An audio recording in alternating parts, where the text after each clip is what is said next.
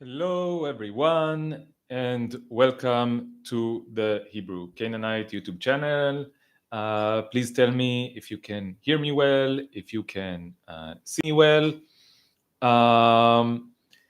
And today, what I want to speak about is how the Zionist cult is constructed, how it operates, and how it fights dissidents. I will do this through my own personal stories and experiences. And as usual, I have two different, goals or two different motives for what I'm doing. One of them is a sort of selfish motive that it's really, really difficult to live inside, this epicenter of the Zionist cult and to be a dissident from within and to resist the cult from within. It means that you get a lot of backlash, some of it more overtly violent, some of it more covertly violent, but it all sucks and it all hurts. And I need a way to deal with it. So one of the ways that I have to deal with it is to talk to, the planet, everyone outside of the cult, and share my experiences. And this helps me psychologically. Okay, it really does. And I thank my audience for this opportunity to be able to share my experience and to get some perspective and to not feel like I am the crazy one. So this is the selfish motive. But there is a more constructive motive, which is that I think that once you challenge structures of oppression, hierarchic structures of control, once you challenge the system, you see the backlash, you feel the backlash, you experience the backlash, and this enables you to see very, very clearly how the system is constructed. And so why do I challenge the system? This is something that we will discuss repeatedly in this conversation. One of the reasons that so why do I challenge the system? Because I don't know, I can't help but do it. Okay, I can't help but do it. It's something that I can't see the system working and no one challenging it. I cannot. So I take it upon myself to challenge the system all the time. And but the second reason that I challenge the system is that it enables us because the system thrives on being transparent. The mechanisms of the system work much more efficiently and effectively when they are not seen, when they are just vague threats. And the moment you challenge the system, it makes the system, it forces the system to take those vague threats and make them explicit, punish you in an explicit way, and then it exposes the mechanism of the system. Okay, and I think that this is one of the reasons why activism is so important, why challenging the system, why being radical is so important.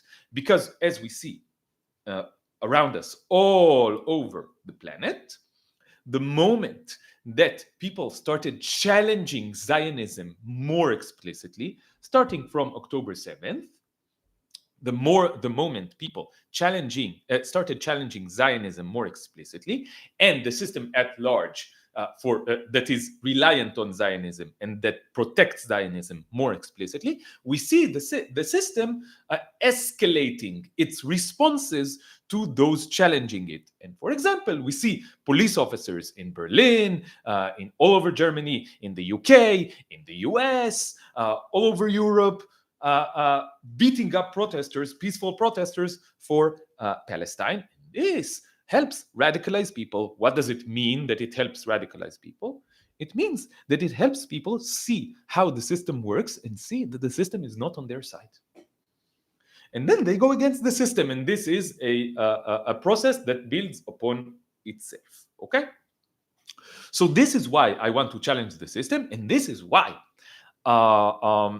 it's very important for me, after I challenge the system and after I get the backlash, to expose what happened, so that you can understand how the system is constructed. And I think that the stories that I will tell you today, it's like a few data points, but I think that we can connect the dots and create or understand the structure of the Zionist cult, the structure of systems of oppression and control in general, and understand a lot of things about hierarchies, how they play into this, how social cliques play into this, how people in power use their power, and so forth and so on.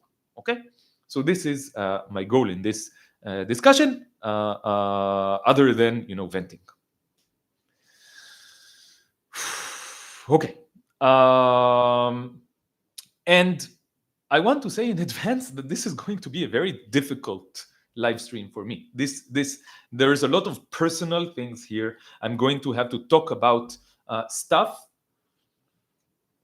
that is difficult for me emotionally on a very personal level. Okay? But I'm going to try to do it anyway, and I hope you give me a little leeway because of how difficult it is for me emotionally. And okay, so before we start in earnest,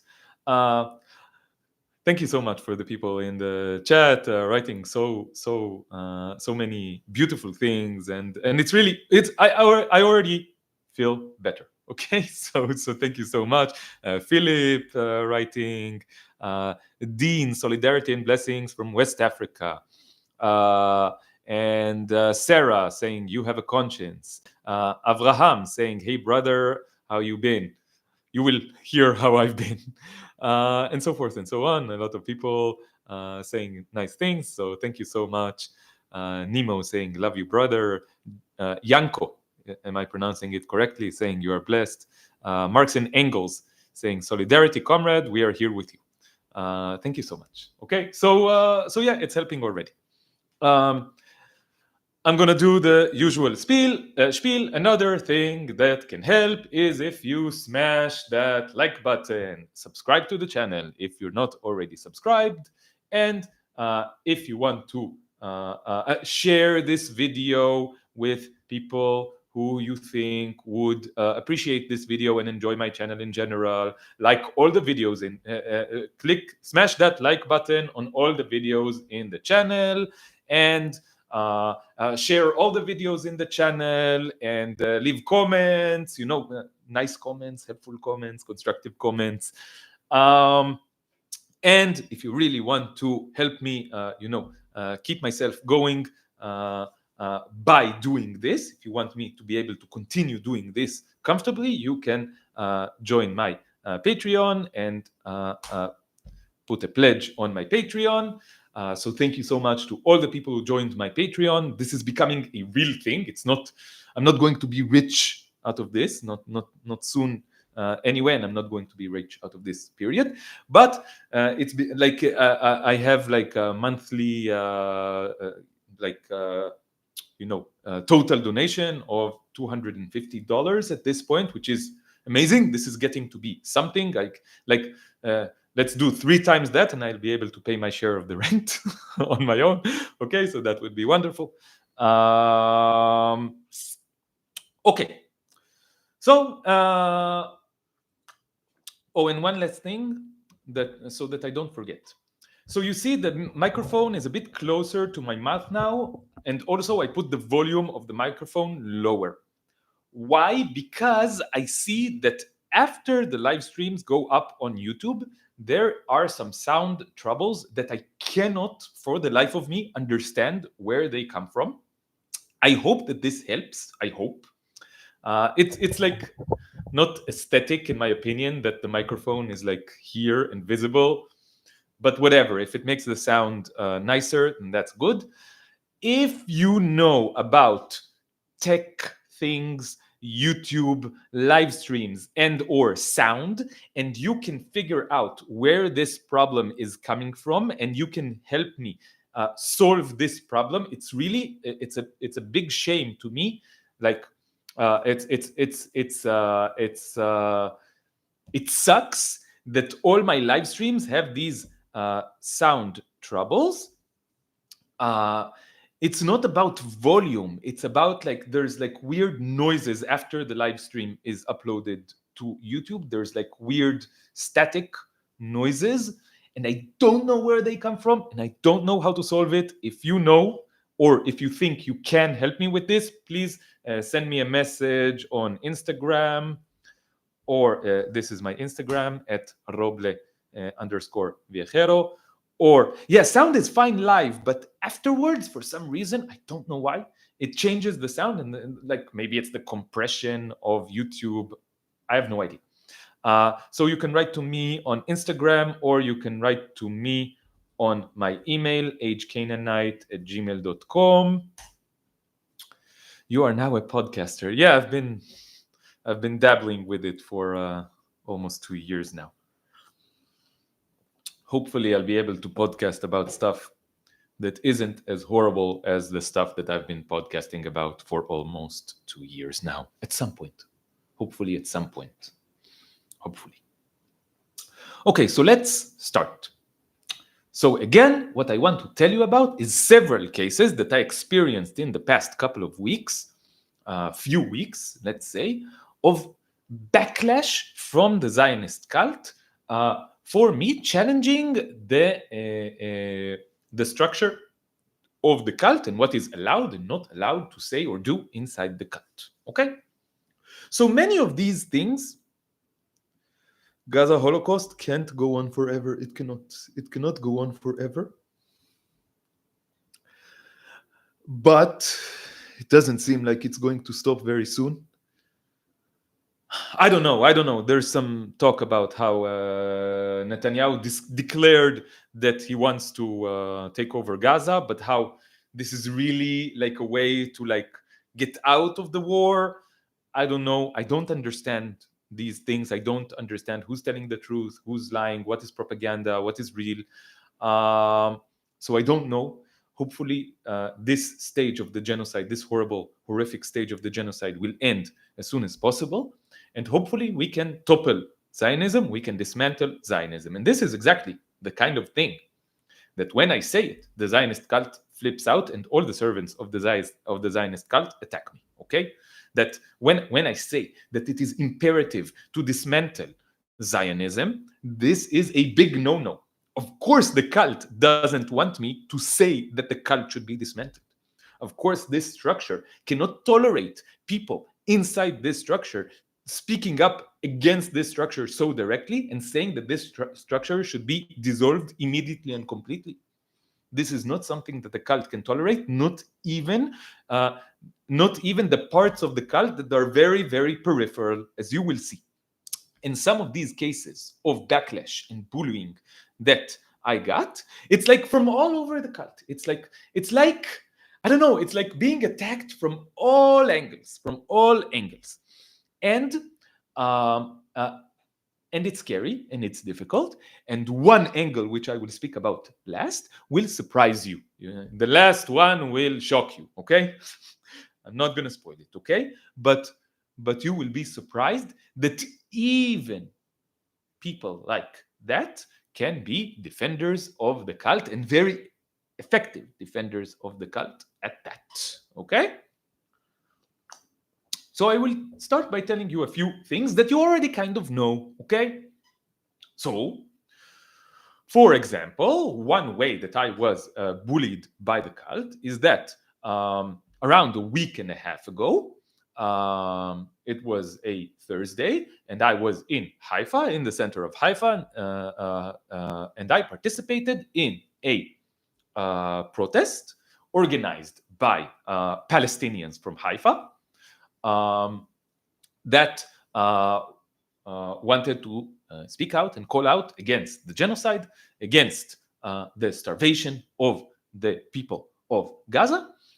And I joined them. I did a live stream from that protest. You can watch the live stream. Maybe I'll put a link now to the live stream where you can see this protest.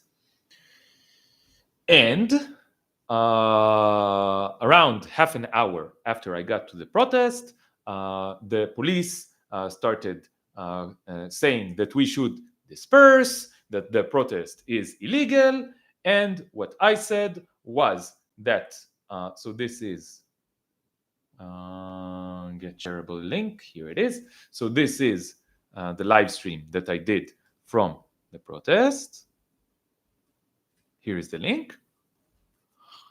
And the police said that the protest was illegal. And I said to the police officers that the police is illegal. And 10 seconds after that, five bullies who happened to be wearing blue clothes, dark blue clothes with like weird symbols on them.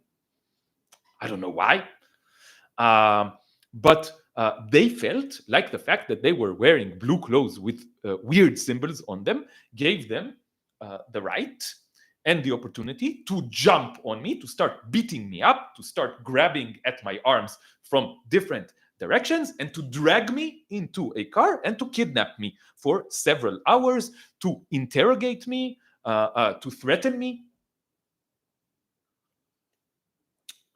So in regular terms, normative terms, I was arrested and interrogated by the police and threatened by the police. And they told me that I cannot go to that place where the protest was held anymore for 10 days. Because they run things, okay? Mafia tactics in the chat. And yes, this is exactly what it is.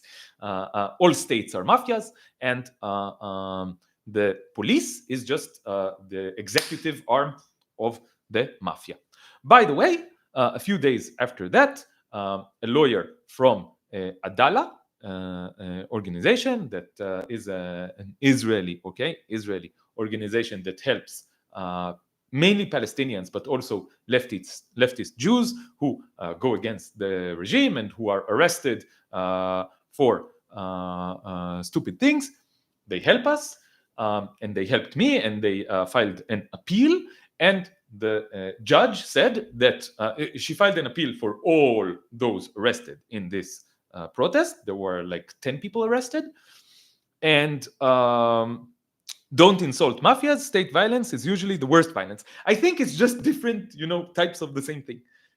Mafia is like the baby version, and the state is like the evolved form of a mafia, institutionalized form of a mafia. Okay, mafias didn't nuke Nagasaki. I think that the USA mafia bombed and nuked Nagasaki. I think that this is what happened. Okay.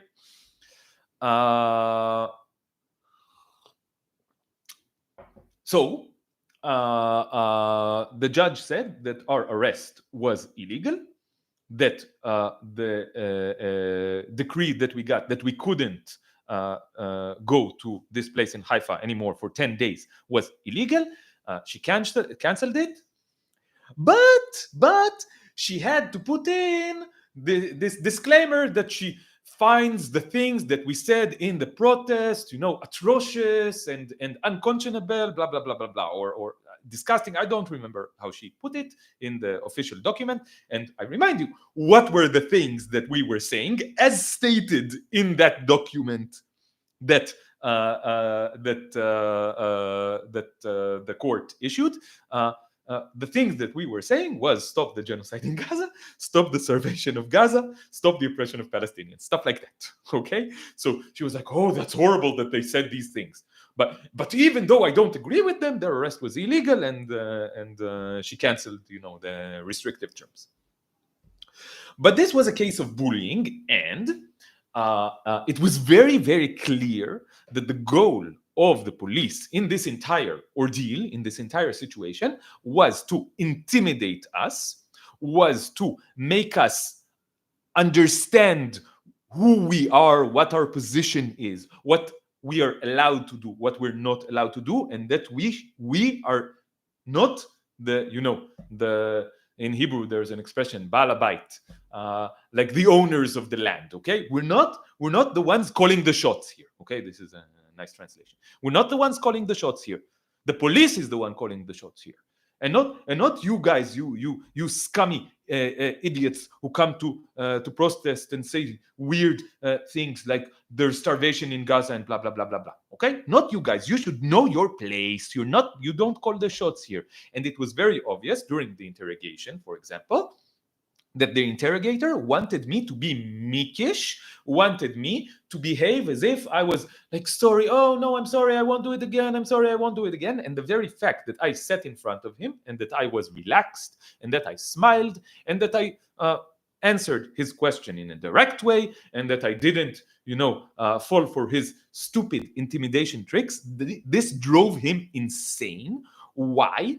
Because the system is driven insane by people who don't respect the authority of the system. Okay, and let's put this theme inside right away. Anarchists. The very definition of an anarchist is someone who does not respect the authority of any system, of any person and any system. Okay. I'm sorry, there's a Zionist troll here, just flooding. Okay. And this drove the system crazy, that I couldn't, that I didn't respect the authority of the system. Okay? So, in short, what happened was that I tried to speak up against the system, speak up against the horrific actions of the system, speak up against Zionism, and then the police, which is one arm of the Zionist regime, the Zionist cult, beat me up, kidnapped me, intimidated me, threatened me, tried to limit my freedom, and in short, bullied me. Okay, bullied me. Why?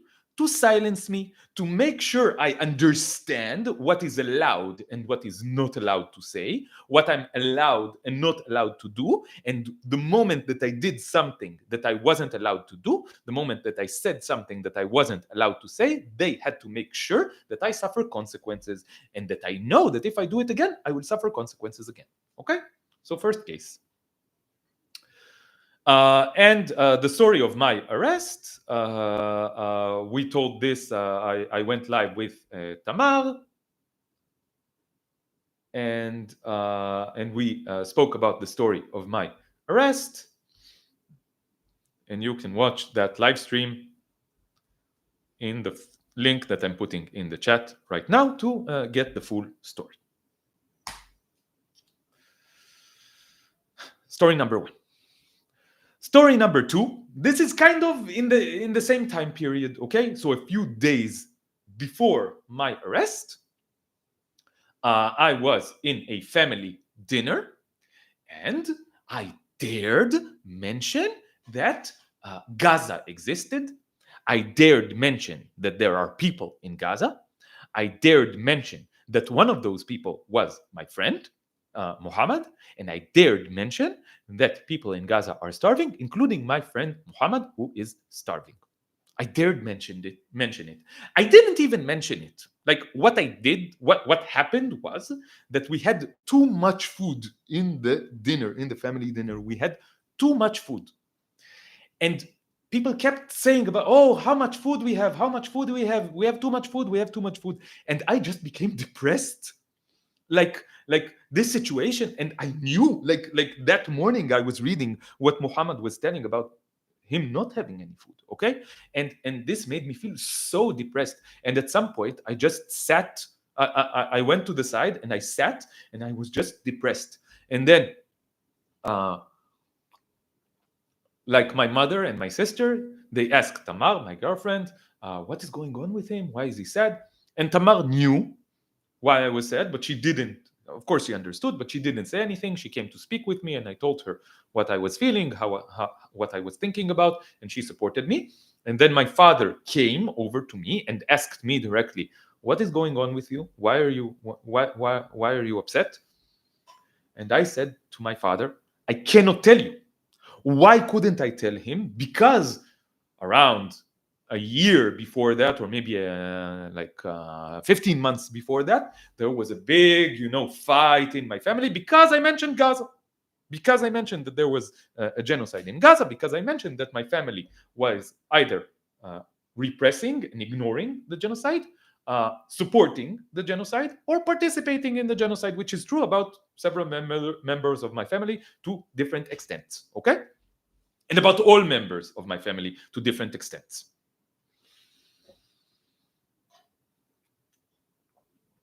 And this created an explosion where my brother-in-law, he left, angrily because I dared, mention Gaza. And then there was a fight, and I called some people there Nazis, okay?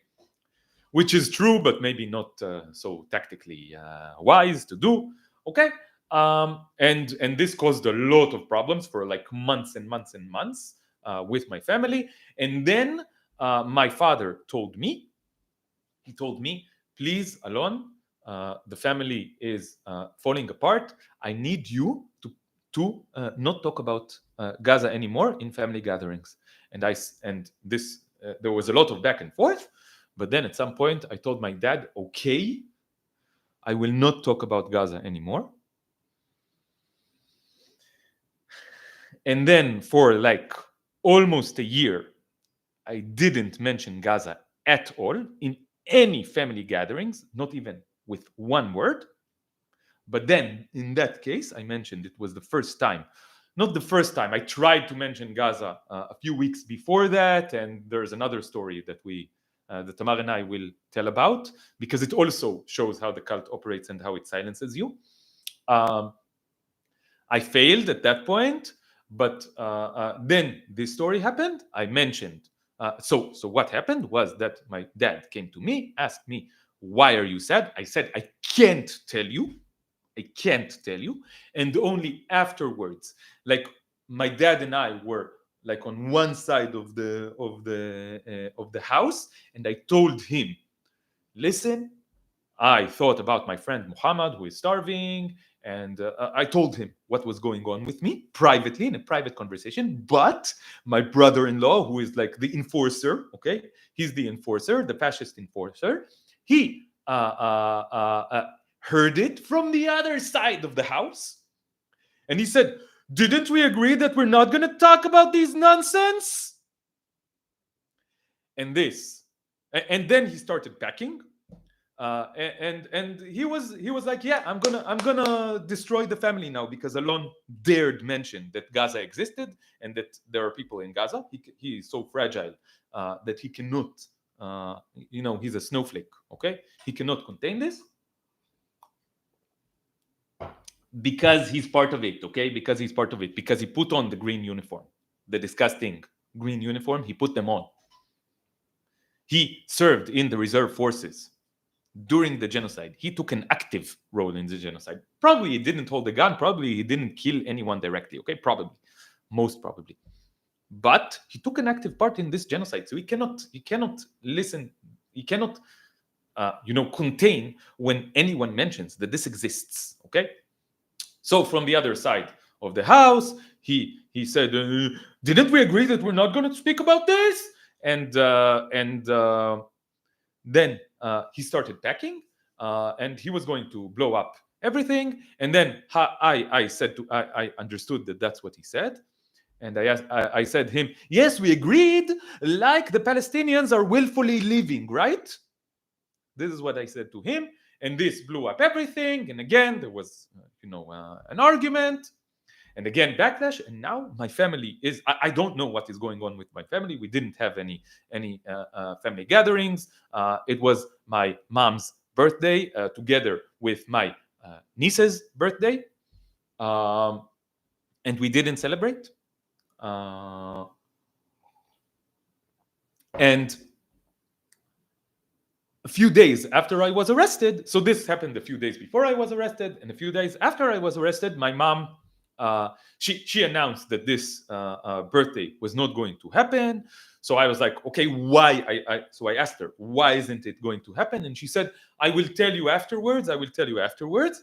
And then a few days later, I got a very, very long letter from my mom that was like 70-80% the Zionist manifesto, like the Zionist narrative, and why we are right, and we and everything that we're doing.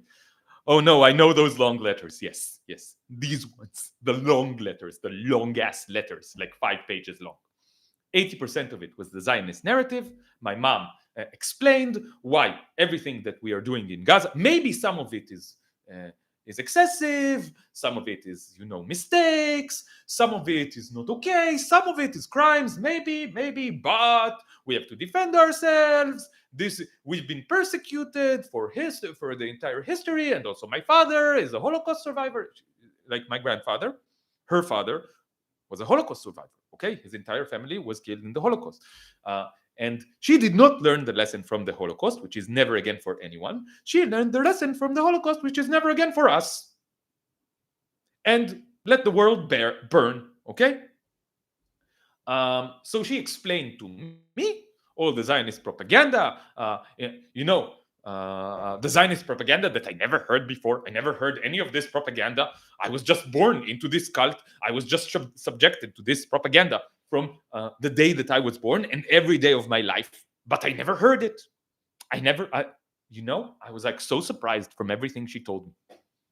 Never mind, this was like 80% Zionist propaganda, the Zionist narrative, and 20% gaslighting, accusations, passive aggressive, manipulation, emotional manipulation, and so forth and so on. What Zionists love. And at the end of that letter, she asks me, what do you suggest that we do? What do you suggest that we do? What do you suggest that we do? She said that my actions, actually, the actions of me and Tamar, what Tamar and I are saying is breaking up the family, not that all my brother-in-law is breaking up the family. I am breaking up the family. And what do you suggest? What do you suggest? What do you suggest? Where, of course,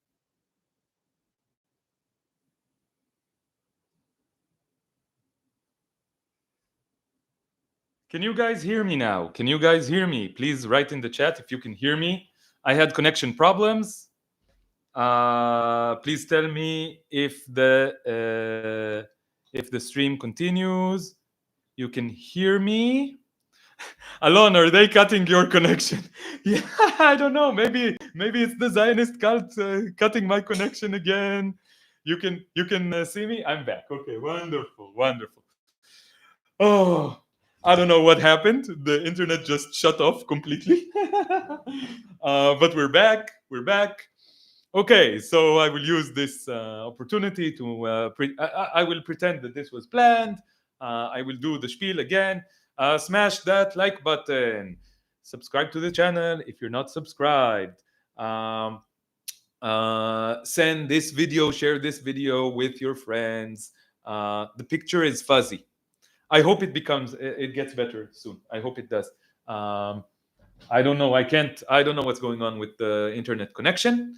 I'm probably under surveillance. Yeah. Okay.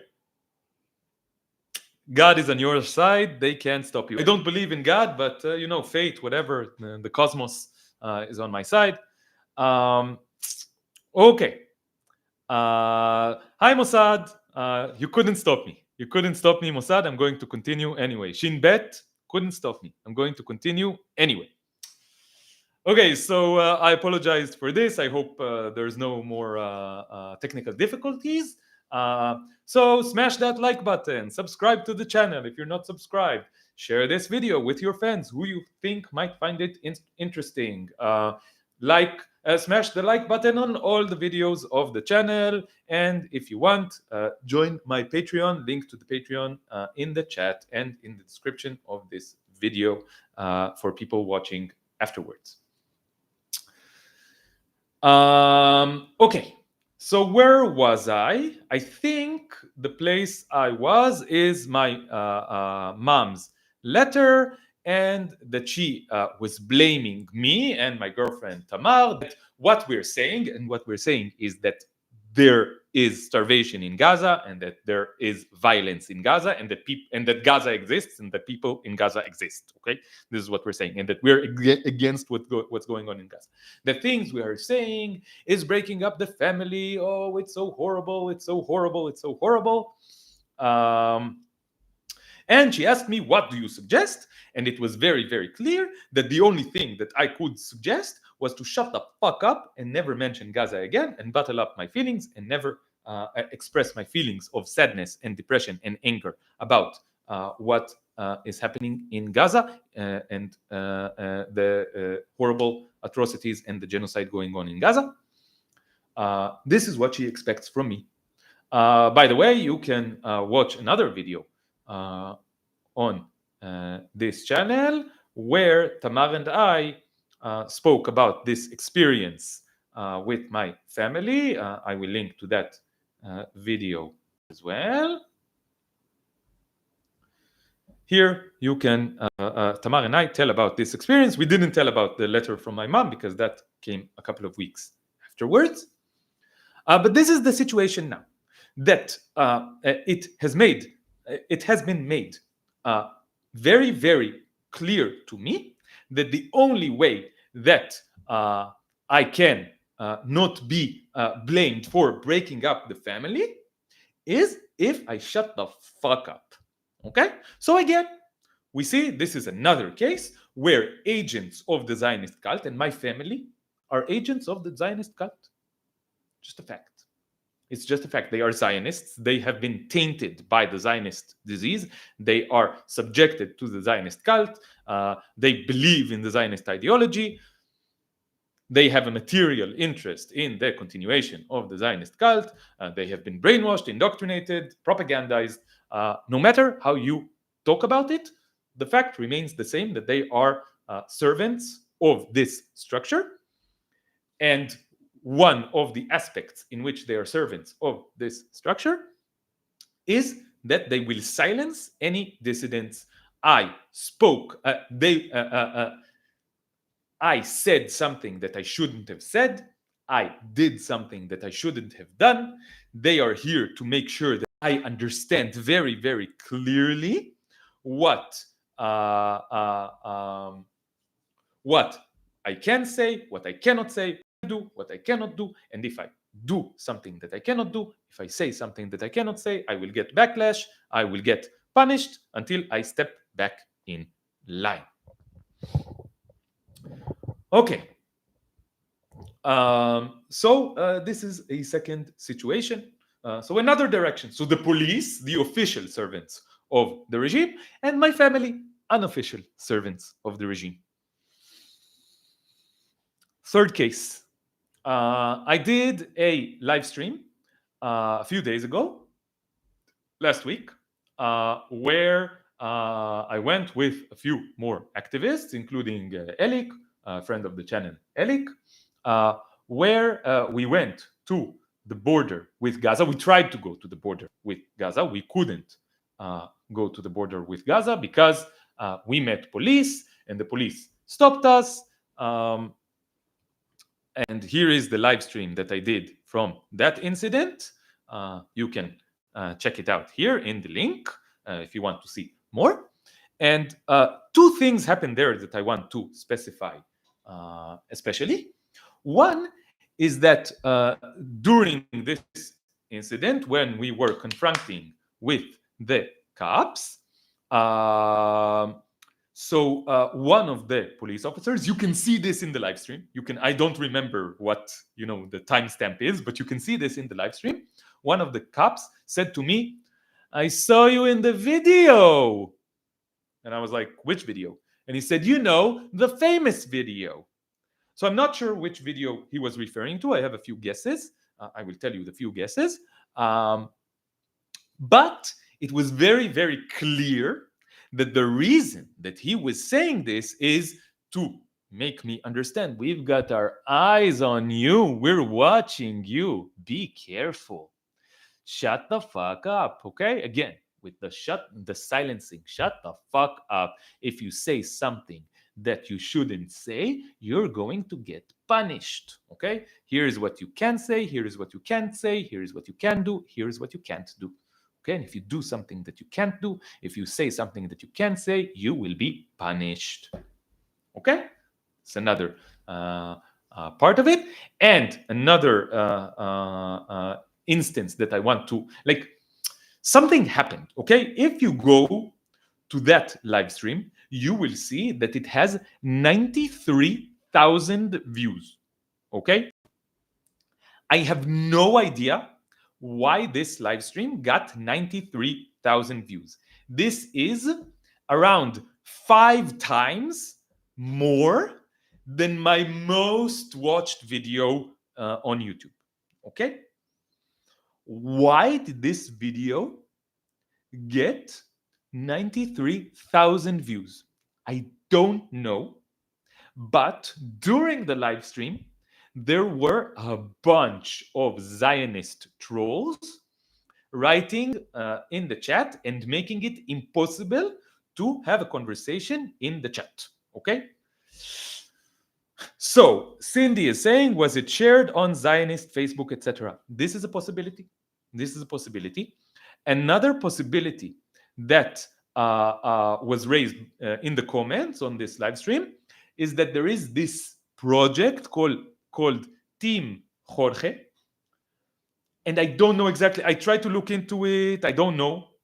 But I think that there might have been like a cyber attack on this video. It was tagged because it had the word Gaza in it.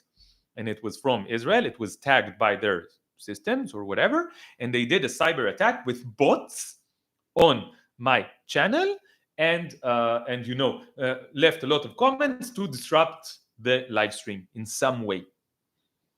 I don't know. This is a possibility. I don't know exactly what happened, but it was weird and it was kind of scary. Okay, like I didn't understand what was going on, and I still don't understand what's going on. And I don't know if anyone knows, if anyone has a guess for what happened in that live stream, or wants to speak with me and maybe understand together if you know stuff about this. Please write to me and help me, okay? Because I don't know what happened there. But this is again scary, and this is the way that the system works. It leaves you in like a state of like uncertainty and confusion. Like, what's going on here? Is this a threat? Is this not a threat? Is this guy on my side? Are they not on my side? Will this, like, is this guy trying to speak with me so that they can speak with the authorities, or like I'm going to get retribution? You don't know. This is the thing that you don't know. In fascism, in fascist regimes of all kinds, there is persecution and there is surveillance, and the surveillance is social.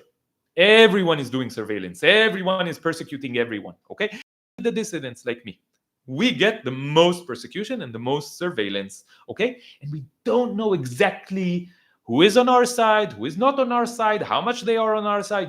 I don't even know that my family members are on my side, or what their limits will be, because I told them that I was arrested and they were like, oh, that's sad, but it's like, are they on my side really? Probably not completely on my side. Okay, so a stranger in the street, I don't know, maybe they want to beat me up because they're Zionists. Okay, I don't know. And this keeps you in a constant state of anxiety, of fear, of confusion, and of uncertainty. And this is the way that the system wants you to be, because when you are in this state, you are less effective in resisting the system. Okay, so this is another case. Okay, you went to the Gaza border, you get backlash. You tried to challenge the regime. You tried to challenge the actions of the regime, and big concentration camp turning into an extermination camp walled off in the Gaza Strip, where 2 million people live and are now starving and being exterminated. If you try to challenge that, you will get backlash. Okay, you will be bullied, because when the cop said to me, I watched your video, this was a threat, a somewhat implicit threat, but a threat nonetheless, and not so, it's not so hard to understand. And this is a part of bullying, and the cyber attack is also part of bullying. Okay, so you see how the system bullies you into silence. Another example. Okay, now I want to get to the new example that no one knows. And I want to tell you about a person. His actual name is Yoav Eliassi. But he goes by the name Hatzel, which means in Hebrew, the shadow. Because he's so fucking cool, okay? And this guy was a rapper. He was part of a duo called Subliminal Vehatzel, Subliminal and the Shadow. And he was not a very successful rapper. I don't think he's very talented. I don't think he's very intelligent. I don't think he's a good person. I might even venture to say that I think he's a bad person. I don't know. You will be the judge. But in any case, he is a failed rapper. He could not make a living being a rapper. So instead, he chose to be a political commentator. Okay? So he started writing posts, mainly on Facebook to begin with. This was around 10 to 15 years ago. Okay? 10 to 15 years ago. And he became a professional bully in the service of the Zionist cult. Okay, he is considered very right wing. Okay, and he has a flock of followers, admirers, which is kind of a digital army. And sometimes, so what he does, what he has been doing for, as I said, over a decade now, maybe 15 years now, I don't know exactly when he started. And he is well known around the country for this, okay? Most people in Israel know who Hatzel is, who the shadow is, not because of his rapping skills, but because of his activism, his role as a professional bully in the service of the Zionist cult. In the chat, Human is writing, all cops are bullies. That is true, but this is a bully who is not a cop. He really likes the cops and the cops like him, okay? But he is a bully who is not a cop. What he does is harass people on his Facebook profile and now on his Instagram page as well. And I don't know where. Oh, he also has a Telegram group. The name of the Telegram group is the Unapologetic Right of the Shadow. Right as in right wing. Okay, we're unapologetically right wing. That means we are unapologetically fascist, Nazi Zionists. Okay, genocidal Zionists. So this guy, he persecutes people every day. He persecutes like 2 or 3 people, and a day after the thing with the Gaza live stream, where I had like the 90,000 bots attacking me or whatever it was, a day or 2 before I got the letter from my mom, the long letter with the Zionist manifesto and the gaslighting and the emotional manipulation and the accusations from my mom, something happened with the shadow. Okay, and this is a guy who I have known about for years and years and years now. I've hated him years and years and years now, because he is a guy that really supports the most genocidal aspects of the Zionist cult, the most oppressive aspects of the Zionist cult. He is a bully, like 100% bully. He exposes leftists, and he encourages his army of dedicated followers to insult them, to attack them, to dox them, to ridicule them, to mock them, to threaten them, to send them, death threats and rape wishes and all kinds of really nasty bullshit. And sometimes he even goes and says, there's like a leftist protest here. Let's organize a few people. They're called Harayot shel Hatzel, the shadows lions. They love lions for some reason.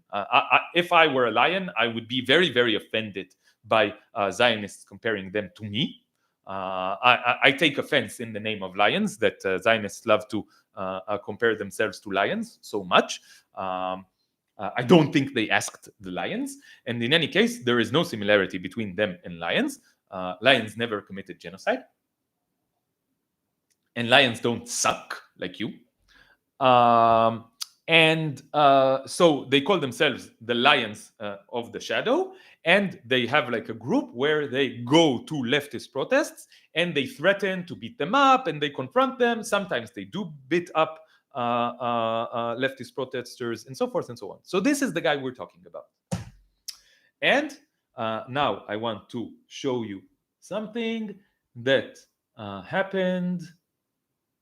Let's see.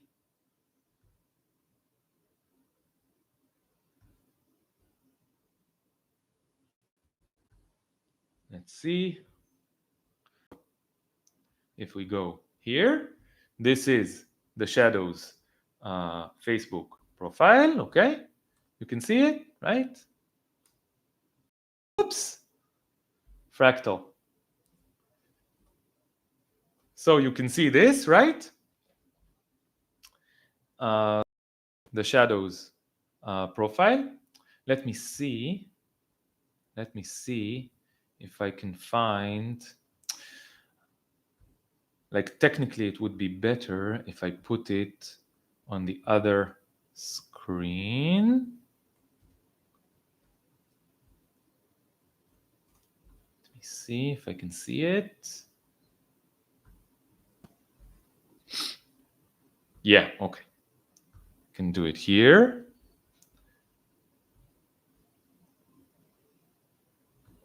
So this is what happened, and let's see if you can hear.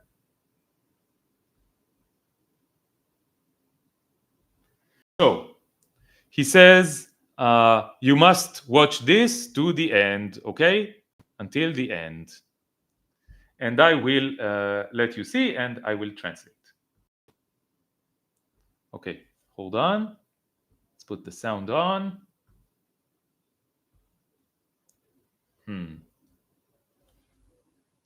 Can we hear it? No. Why is it like that? Okay. For some reason, I cannot put the volume up. That is so weird. See, more attacks by the Zionist regime. I don't know what's going on here.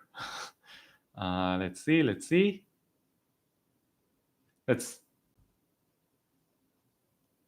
refresh. Food. So this is a video that I put on my Instagram page around a week and a half ago. And this is a video where I tell about an experience that I had. You will understand, okay? And he is watching the video and reacting to the video. Again, the sound is off. I cannot understand what's going on here. Come on.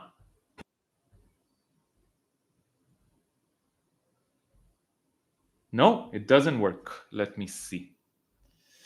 Let me see if I can make this better. Okay. I will share the screen in a different way.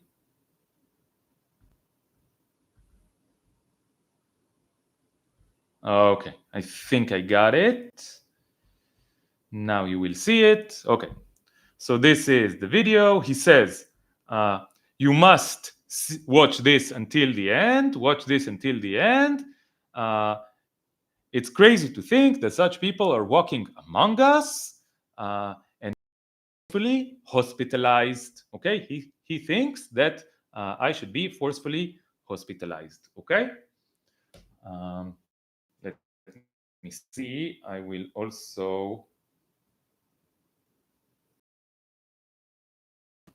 now I can watch it. Okay. Okay, wonderful.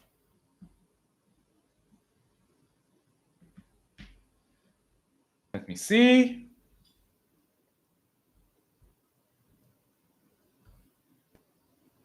Okay, now you can see the video. Then I went to the supermarket because I had to go to the supermarket to get myself food. My food, and I stepped out of the supermarket and I felt so fucking guilty. So fucking guilty. That Muhammad doesn't.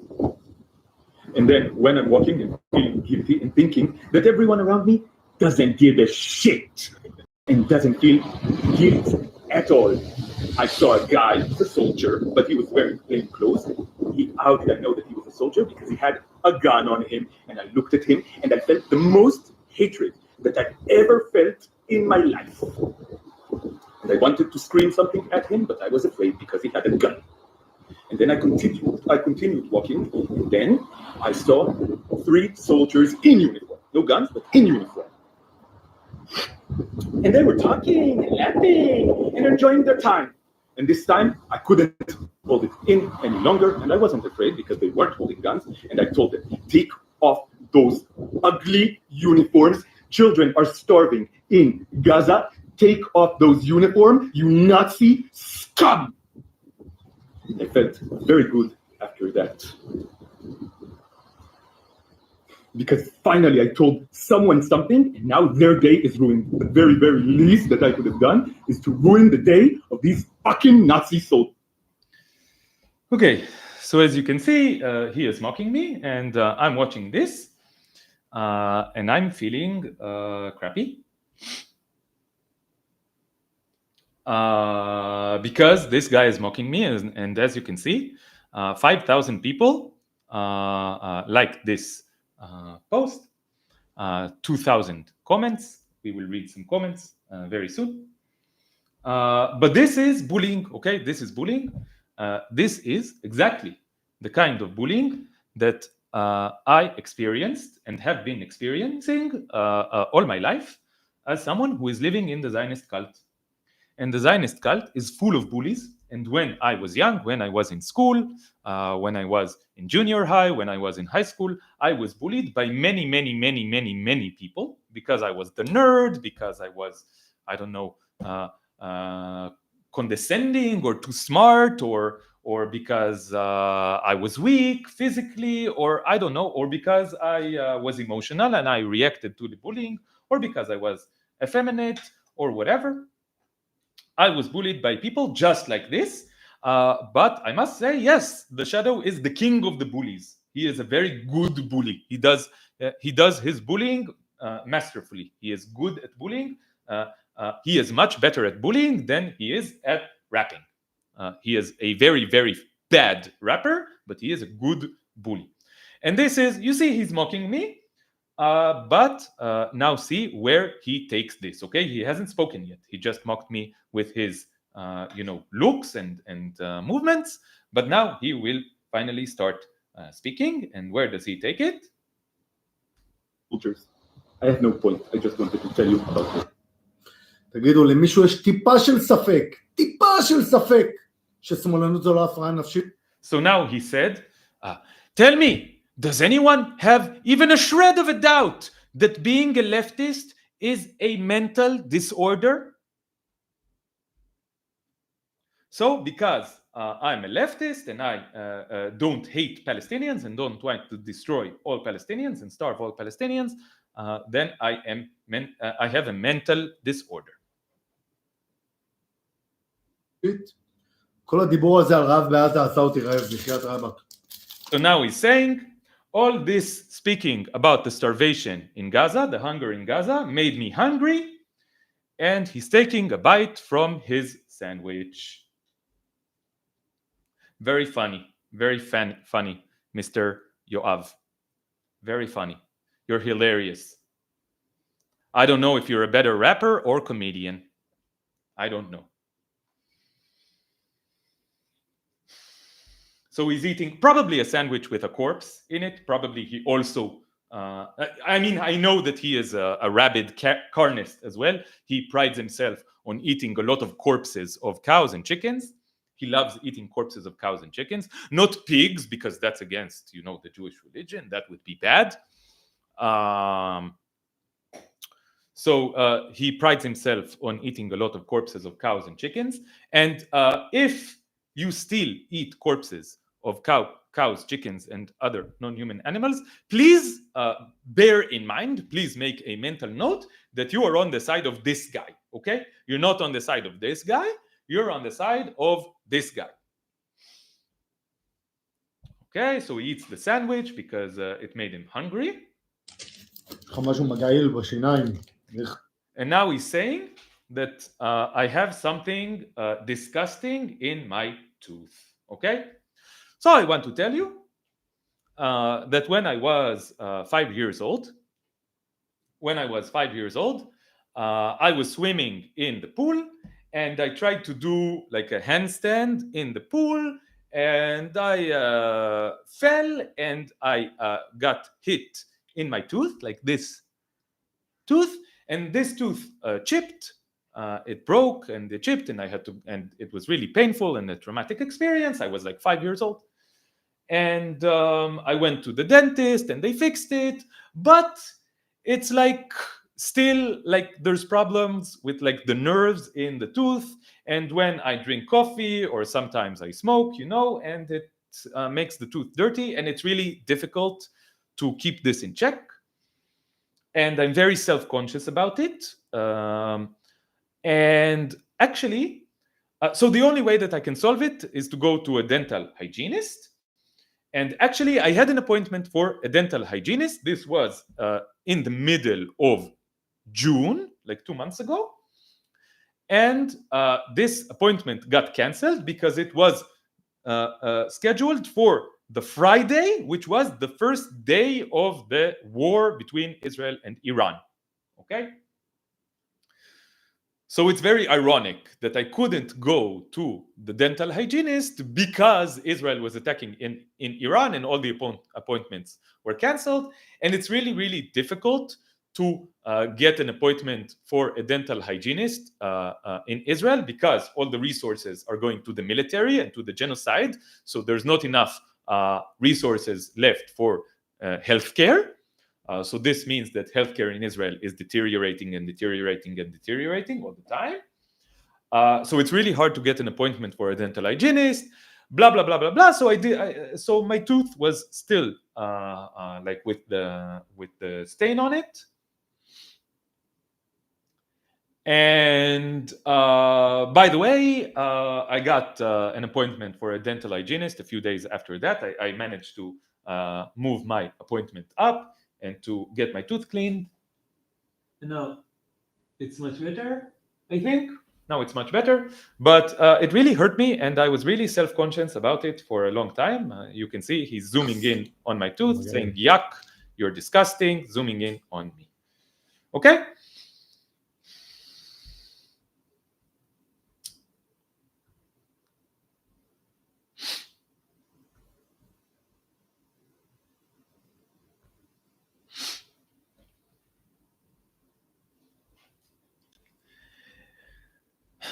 And this is the way these bullies are.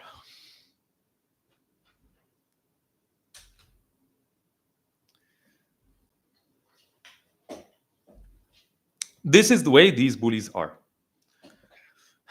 Someone says, Ali says, he didn't respond to anything you said. Right. There's no discussion here. There's only mockery. humiliation, there's only mockery, humiliation, putting someone down, violence, threats, curse words. I saw this and this hurt me. Okay, it hurts me. It's the same thing that I got from bullies when I was younger, when I was in school, only on a much, much, much larger scale. Because this was liked by 5,000 people, probably watched. I saw it. There's a post as well. There's a post on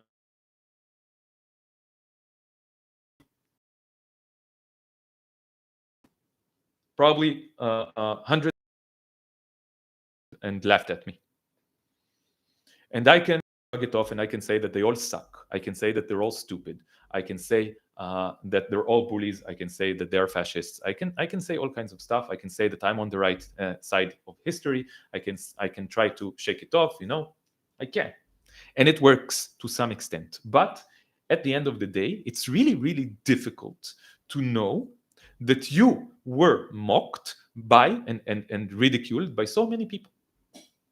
That so many people really believe that you are mentally insane. And now let's read some of the comments. Okay, let's read some of the comments. Hold on.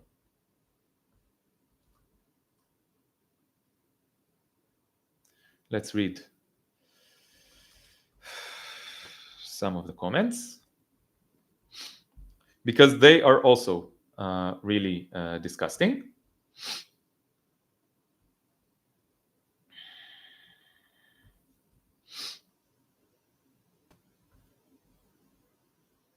They are also. So here are the comments. This guy is doing a parody of what I said. Let's see the translation. I brushed my teeth this morning and I felt so terrible that this guy has a tooth that is not that its color is disgusting, and on the contrary, my tooth is white. Then I walked down the street and saw a dentist. How did I know that he was a dentist? Because his shirt was written on the back, a dentist. So I wanted to scream something to him, but I couldn't because he had a scalpel in his hand. And I was terribly afraid that he would do dental treatment on the street. And then he calls me an idiot. And this got, 300 left reacts, 500 comments in general. People are mocking me here. You can see that he is not healthy. He needs forced hospitalization and dental care. This one says, Muhammad is not hungry. He has British citizenship and he is laughing at you. Okay.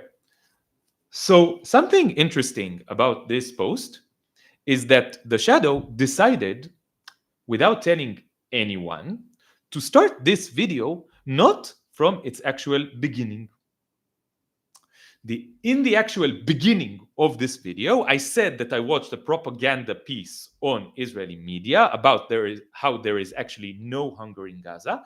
And then I contacted my friend Muhammad, who lives in Deir el-Balah refugee camp, and I asked him, and he said, no, I'm hungry. This is a lie. I am hungry. My family is hungry. People around me are hungry. There is no food, and the food that we have costs a lot of money. And I explained this in the beginning of the video. And for some reason, the Shadows team, social media team, decided to remove this part of the video from their presentation of the video. So they decided to lie about what I said. They decided to hide the truth from their viewers.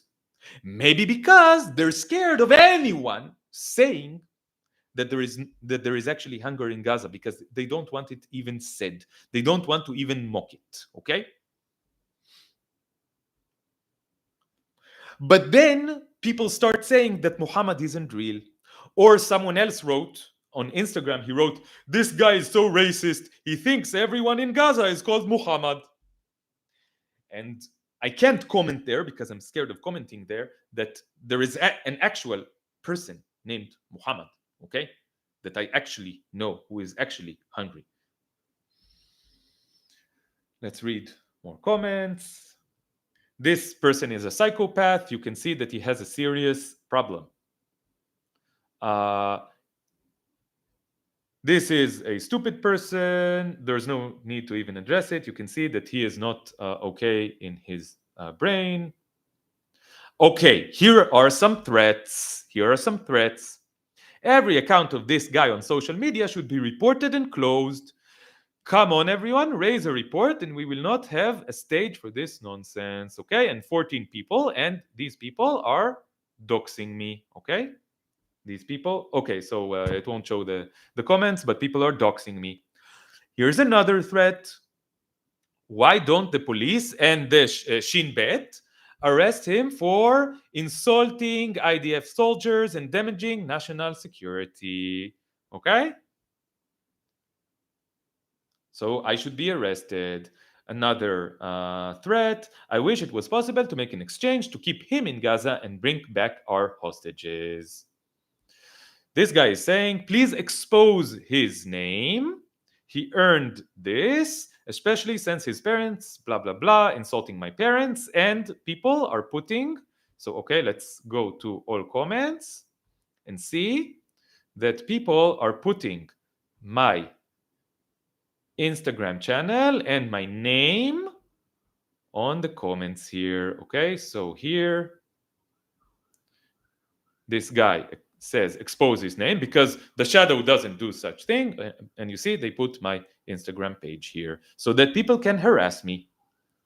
And people actually did come to my Facebook profile, to my Instagram profile. Not so many actually, but some people did come to my profile and started harassing me and started leaving nasty comments and curses and all kinds of stuff. Okay, so you catch the vibe. Okay, I can go on and read to you all the comments, all the threats, all the calls for my arrest, calls to take away my citizenship, and people mocking me, people making fun of my tooth. Okay, why do they do it? Okay, why do they? Because this is the kind of way that fascists, that bullies behave. They find your most obvious point of vulnerability and they attack that ruthlessly. They will not engage in discussion with you. They will not think about you as someone who is worth even considering. They will just attack you where you are most vulnerable. This is what bullies do, and this is what the shadow did, and this is what his army did. And then they will try to intimidate you, they will try to silence you, they will threaten arrests, they will threaten. So one person sent me like a private message on Instagram, and she said, I reported you, like a lot of curse words, and then I reported you to the police. Okay, and this is scary. Oh, and on the Shadows Telegram group, they doxed me. They said my name, that I live in Haifa, my Instagram profile, and they put my phone number.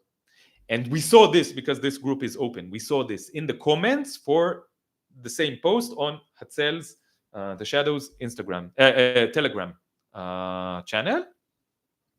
And 1 minute after my phone number was published there, I got a phone call. Someone called my phone and immediately hung up. And this was scary. And this was threatening. Okay? Philip is asking, is it not illegal to make a false police report? What do you mean, is it illegal? It doesn't matter. It doesn't matter because the police is on their side. The police, most of the people in the police watch Hatzel and love Hatzel. They love him. Some of them maybe comment on his Facebook profile. Okay? They are on his side. And this is very scary. And we started locking the door even when we're home, so that, I don't know, we don't get a visit from the police or from some hooligan who wants to attack me and somehow found my address. So it's scary and it's bullying. Okay, it's bullying. So again, I said something that I shouldn't have said. I did something that I shouldn't have done. And then, because of this, the cult and the servants of the cult know that I should be disciplined, that I should be punished, and that they should make sure that I understand what I can and cannot say, what I can and cannot do, and that if I say something that I cannot say, and if I do something that I cannot do, I will be punished. There will be backlash and bullying. This is the way it works. This is the way it works. And with Hatzel, we see a microcosm of Zionism and how the Zionist mechanism works in silencing dissidents and in threatening dissidents and in canceling them. So they do not engage with the actual arguments. They lie about you. They lie about you, like blunt lies about you. They call you a lunatic. They call you, crazy. Something is wrong in his mind, okay? They mock you and ridicule you. They humiliate you. And they find the most vulnerable thing about you and attack as ruthlessly as they can this vulnerable thing about you. This is the way that Zionist bullies act, and the shadow, Hatzel, exemplified this perfectly. I will use the bathroom for 2 minutes and then I will tell you the last story. And the last story is about how I was bullied by Orly Noy, the chairman of B'Tselem organization, the human rights organization, the Israeli human rights organization called B'Tselem. The chairman of B'Tselem is called Orly Noy. She's a very well-known leftist activist in Israel, and I was also bullied by her. And in 2 minutes, I will tell you this story.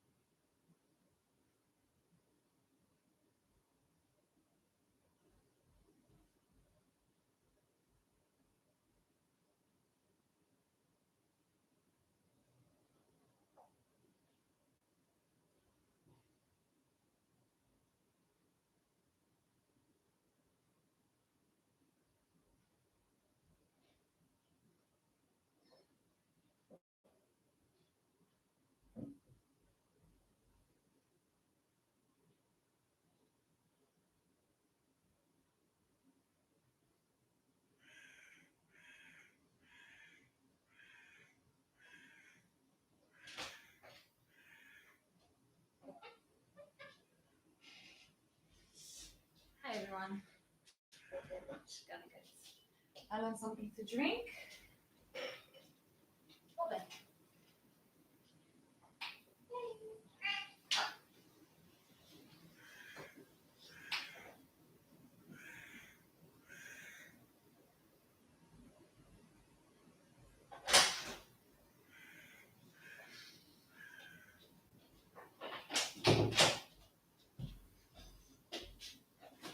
So, finale. How I was bullied by the chairman of B'Tselem, Orly Noy. This is a much longer and more complicated story, okay?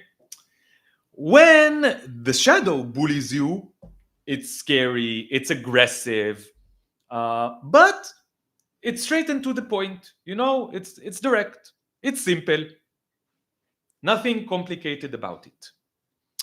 When liberal Zionists, like the chairman of B'Tselem, Orly Noy, bully you, it's much more subtle.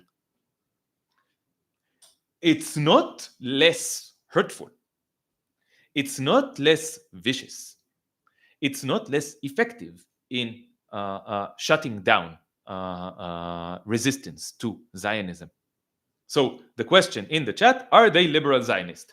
My personal opinion, after what happened, is that Orly Noy is a liberal Zionist. This is my personal opinion. You will judge. You will judge, okay? After I tell you everything, you will judge whether she is a Zionist or not, okay? So when you are harassed and bullied by the chairman of B'Tselem, it's much more subtle. It's no less hurtful. It's no less effective in shutting down resistance to the cult, but it is more subtle. It is more underhanded. It is no less disgusting. In many, many ways, what Orly Noy did to me, in my opinion, is more disgusting than what the shadow did to me. Just so you understand. Okay? So this means that it's much more complicated to explain what happened here. There's much more details, many more details. But I will try to give you like the general picture so that you understand, and then I will show you the actual incident, okay? So Orly Noy is the chairman of B'Tselem, the Israeli human rights organization, okay? And she has been writing, the way that I first knew her was that she writes a lot on Facebook. She has a very prolific Facebook page where she has a lot of followers, where she writes posts, leftist posts, okay? And you will see why I'm saying this in some eventually. You will understand why I'm putting the scare quotes here. She has been writing for like 15 years on Facebook. I've been following her on Facebook for well over a decade, maybe 15 years.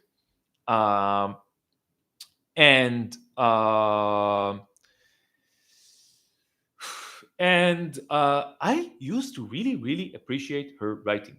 Okay, I must give credit when credit is due. Her writing on Facebook and me following her was a big part, not an insignificant part, of the process of my deprogramming from Zionism. Okay. But as they say, never meet your heroes, and this happened to me with Yuval Noah Harari, and this happened not directly, but with Richard Dawkins, Bill Maher, who I want to do an episode about, analyzing his latest shenanigans, all kinds of people who I used to appreciate, okay, and then they are exposed as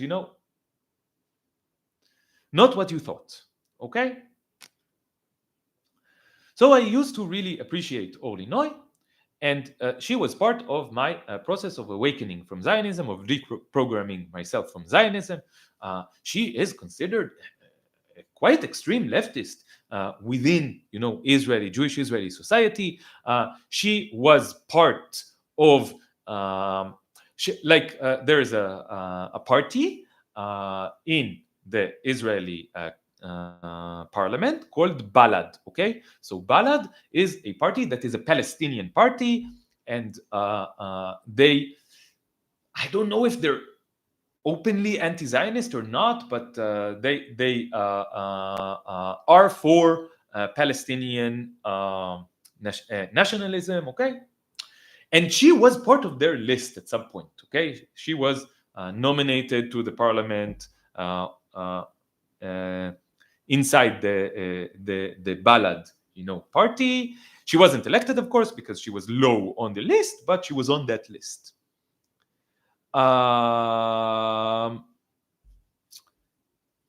And I used to follow her writing closely, and I used to like her posts a lot. I have a lot of screenshots, okay? I have a lot of screenshots, but in the interest of time, I will not show you screenshots. I will tell you. And her writing really opened my eyes about the oppression of Palestinians and what the Israeli army and the Israeli regime is doing to Palestinians. Tamar?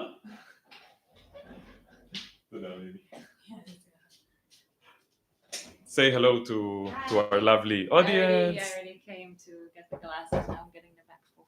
Okay. Okay. I was so in the zone. I was in the bathroom. Okay. Yeah. All right, Okay. so. Thanks, Tamar. So Tamar brought me a nice cup of tea. Tamar is in two places at the same time. Yeah, she's writing in the chat and she's also okay. Okay. And I really appreciate Orly Noy for helping me in this way. Okay. I shared okay. So I said I have screenshots. I won't show you too many screenshots because we need to run along with this story. But I found a post that I shared, like one of her posts I shared to my profile back in 2016. Okay, so 9 years ago, over 9 years ago, I was already sharing some of her posts and liking a lot of her posts and commenting and supporting because I appreciated her writing. She is also one of the main writers for 972 magazine. Okay, Sicha Mekomit, local call in local call or local conversation. It's a pun. Okay, in Hebrew. So 972 magazine. You probably know it as 972 magazine, where Yuval Avraham also writes. Okay, so she is one of the main people in that magazine. Chagai Matar is the head, the main editor of 972, so forth, so on. And she is also the chairman of B'Tselem. I wonder from when. Let's see if it says on Wikipedia. Since when she is the chairman of B'Tselem? Okay, so she was a member of the executive board of B'Tselem, and back in 2022 she was elected to the chairman of the organization. She is an activist in BULLIED. Okay, where she was sixth on the BULLIED list back in 2020. And in 2021, she was 7th on their list. Okay. And she wasn't elected. Okay.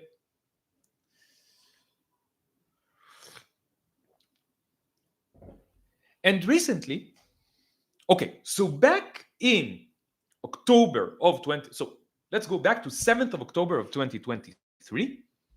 In the evening, she writes a post that I really, truly appreciated, and still appreciate, that said, even today, Gaza is the most scary and horrible place between the river and the sea. She said this on the 7th of October. Okay, this takes a lot of guts. This takes a lot of courage, and I still appreciate it to this day. I have not stopped appreciating it. Okay.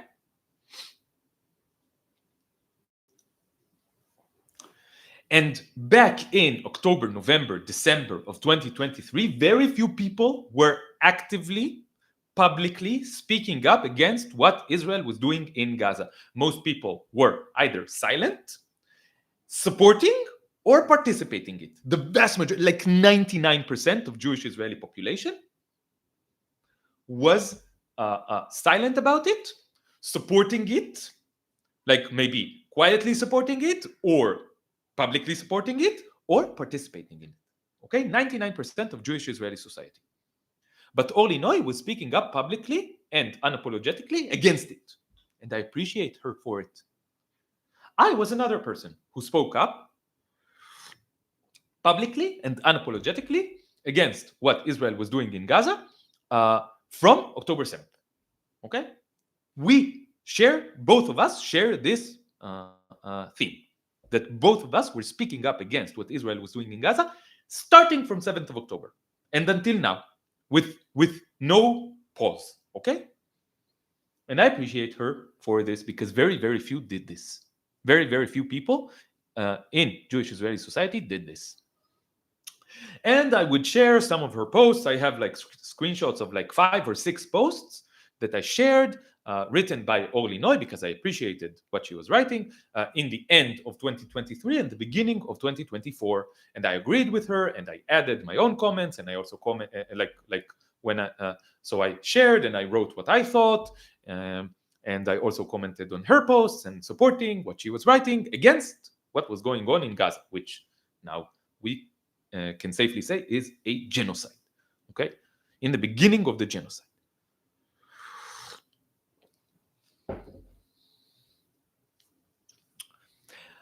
But at some point, something started feeling off to me. Something felt inaccurate, okay, in her writing. And looking back, I can say that it was okay. So it's also true that years ago, I already felt a little bit off about her writing, and I couldn't explain it to myself. The way that I explained it to myself was that there was a level of self-aggrandizing in her writing, and like she really, like the way that I thought about it was that she really loves the smell of her own farts. Okay, this is the way that I phrased it to myself. And I was like, okay, so that's like a character flaw, and it wasn't in all the posts. And she writes so well against the oppression of the Palestinians. So okay, sometimes she kind of gets bombastic. Okay, whatever. I can forgive her for that. Okay. But at some point, I was like turned off from her writing, and I didn't read anymore. But as I said, in October of 2023, I started reading a lot of what she wrote. Okay, and sharing her posts and appreciating her, because she was, she was unique, or almost unique. And another, so here's the first time that I actually spoke with Orly Noy. What happened was that some Israeli comedian, his name is Hanoch Daum, he is like a more civilized version of the Shadow, okay, the more liberal version of the Shadow, but he's also right-wing, okay. He shared one of my posts. This was, I think, end of October, like middle of October. Mid-October 2023. He shared one of my posts, and this got several thousand likes, and a lot of people came to my profile, and a lot of people came to my Instagram, to my Facebook, and they started sending me. At some point, I just started getting hundreds and hundreds and hundreds of messages to my inbox, both on Facebook and on Instagram. And I blocked, and then I found out that this guy, Hanoch Daum, shared my post, and I understood that this is the reason, and I blocked my the option to send me messages on Facebook and on Instagram. And this was really scary. And also they doxed me. Like a friend sent me a message from this right-wing, group where they dox leftist activists, and I started getting really, really scared about this. And I sent Orly a message on Facebook, and I asked her, "Can I speak with you?" And to her full credit, she said yes, of course. She immediately answered, and she said yes, of course, because I explained to her what happened. And we had, she gave me a phone number. We had a conversation on the phone, okay? And she really, really helped calm me down, put things in perspective, explain the situation. This was highly, highly helpful, and I super appreciate her for it, okay? Again, I still appreciate it that she did that. However, at some point, let's say a year ago, maybe a year ago, I started getting again some unfeeling and some uneasy feelings about her writing, about where she is coming from, what she is trying to achieve. I didn't even know that she was chairman of B'Tselem. I wasn't that aware of who she was, okay? In that sense.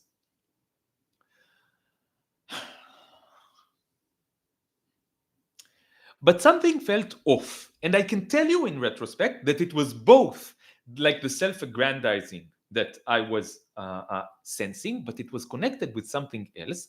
And this was connected with my own political development, okay? And my further deprogramming from the cult of Zionism that made me call myself unapologetically and unequivocally an anti-Zionist, that I want to dismantle the Zionist regime immediately, that and completely, that I want one state between actually 0 states because I'm an anarchist, but the next best thing is one state between the river and the sea for all inhabitants, where everyone are equal, where there is no oppression or discrimination based on anyone's ethnicity, religion, sexual orientation, and so forth and so on, gender, and so forth and so on, species, because I am also against human supremacy, but that I know is a big ask from human supremacists, so I don't even include that usually, but I do want to include it. No discrimination based on species, no discrimination of cows, of chickens, of pigs,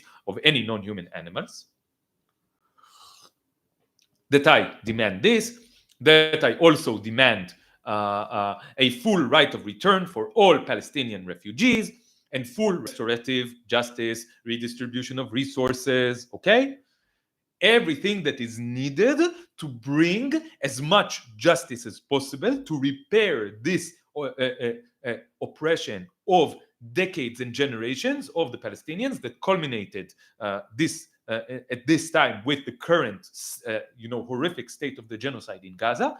There is no way to repair this. There is no way to repay for this. There is no way to repay the Nakba. There is no way to repay this genocide. There is no way to repay generations of extreme and brutal oppression. There is no way to repay this.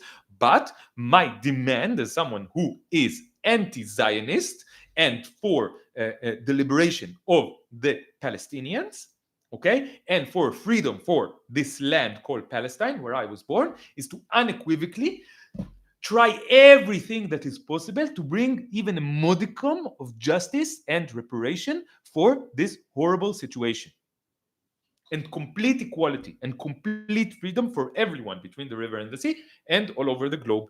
And I say this again and again and again and again and again and again and again and again. And anytime I speak, I make it a point to say this, because this is not said enough. Why is this not said enough? Why is this not said enough? Because it goes against the Zionist cult, the Zionist system, so directly. Okay? Because if you say this from within the cult, then you are a traitor of the highest degree. Then you are a lunatic. Then you are a terror supporter, blah, blah, blah, blah, blah, blah, blah. Why? Because the cult cannot tolerate this, because this is a grave danger to the cult. Anyone who is a dissident and goes against the cult in such a direct way, they're deleted. And they get the backlash that I get, okay? So it's important for me to say this, because this is not said enough, because people are afraid to say this, because people are afraid to even believe it. Okay? People are afraid to even think it, to even think about thinking it. Because the policing and the indoctrination and the propaganda is so deep and so severe. Why? Because the cult is so powerful and the cult wants to protect itself. And what I noticed was that Orly Noy never, ever, ever says any of this. What I noticed was that in 15 years of following Orly Noy on Facebook and reading much of what she wrote, I still do not know whether Orly Noy is an anti-Zionist or not. And I also realized that in this situation, you can't be anything between a Zionist and an anti-Zionist. Not really. You're either an anti-Zionist, a proclaimed anti-Zionist, unapologetic anti-Zionist, or you're a Zionist, or you're a collaborator, or you're an accomplice of the regime.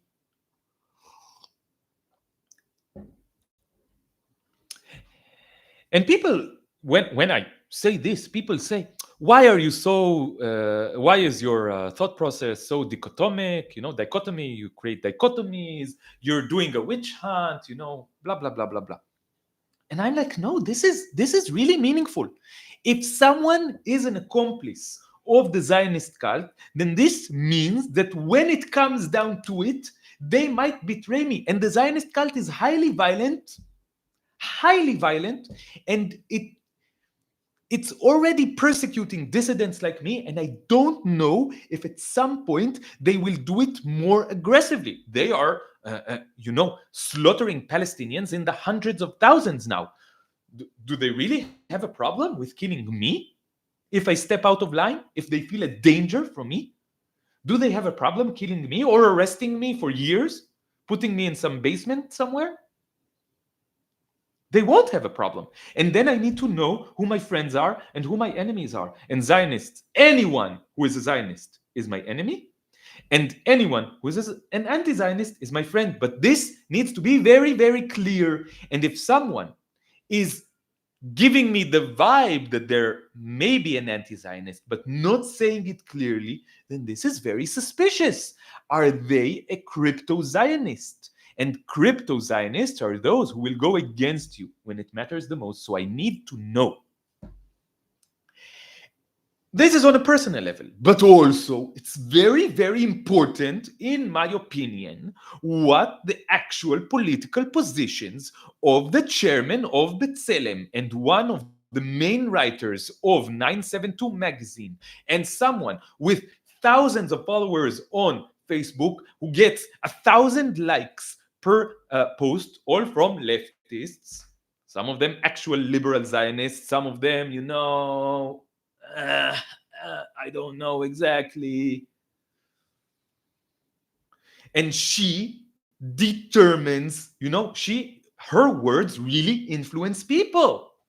And her words do not include the quote, I'm an anti-Zionist, I want to dismantle the Zionist regime immediately and completely. The Palestinian refugees all deserve a full right of return and full restorative justice, so forth and so on. She never says this. She never says this. To the point that I don't know if she's an anti-Zionist or not. So no one really knows if she's an anti-Zionist or not. She has status. She never mentions she might mention the refugees, but she doesn't say they all deserve a full, like unequivocally, like I say. Okay, so if I ask you, anyone who has ever watched any of my videos, is Alon an anti-Zionist? Of course, you will say Alon is an anti-Zionist. Of course, there's no doubt about it, right? Is Alon for a full right of return? In our podcast, in the podcast that I had with Elik, we started every single episode with I am Alon, I am Elik, and we are anti-Zionists, even though it says Israel on our passport. It was the first thing that we said so that everything is completely clear. We spoke repeatedly, and I still speak repeatedly, about full right of returns for Palestinians, about me wanting one democratic state between the river and the sea where everyone is equal, and so forth and so on. I always say this. I say this again and again and again and again and again. If anyone asks you, is Alon the Hebrew Canaanite a Zionist or not? You will bet your life that I am an anti-Zionist, right? I cannot say the same for Orly Noy. I cannot say the same for Orly Noy. I do not know. Or at least I didn't know until yesterday. Now I know. Now I know for sure. I was 97% sure, and now I'm 100% sure. So I started feeling an unease about not knowing where she is. And they say about jazz players, it's the notes they don't play, okay? It's about the notes they don't play. And I think about political, pundits, it's about the things they don't say. And Orly Noy especially, it's about the things she doesn't say. The things she leaves vague and unanswered. So at some point, I decided, okay, and this also connected with me noticing narcissism in her writing more and more, how her writing is narcissist. At some point, and like bombastic and melodramatic, okay? And at some point, Tamar and I, every time there was a new post from Orly Noy, and there's like a new one every 2 or 3 days, we would open the post on Facebook, and one of us would do a dramatic reading to the other of the post from Facebook, and we would laugh our asses off because it was so melodramatic, so ridiculous. I don't know how much Orly Noy loved the smell of her own farts 10 years ago, but I know that she is addicted to the smell of her own bullshit now. Seriously. And because I understood more and more and more the connection between narcissism and Zionism, between narcissism and hierarchies, between narcissism and systems of oppression, between melodrama and Zionism and systems of oppression, it made me even more uneasy. Okay?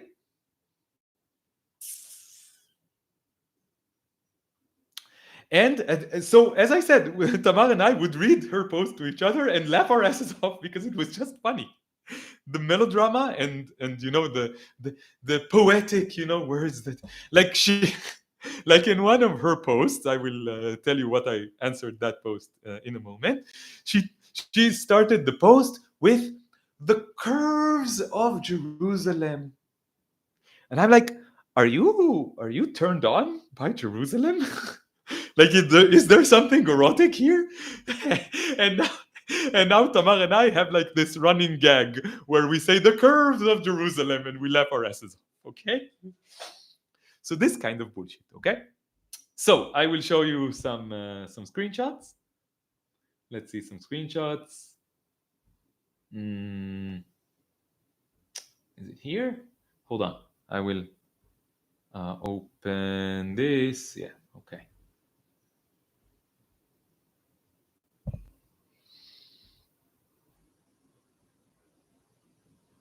Okay.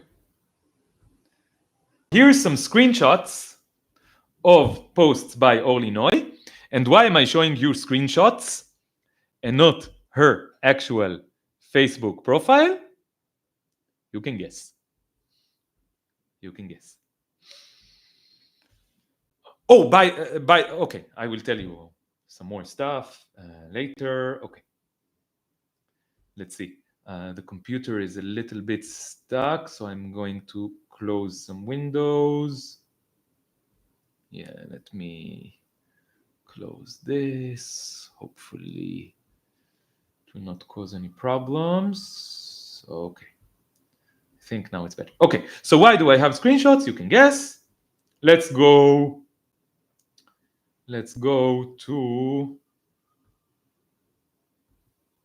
where do I want to go to first?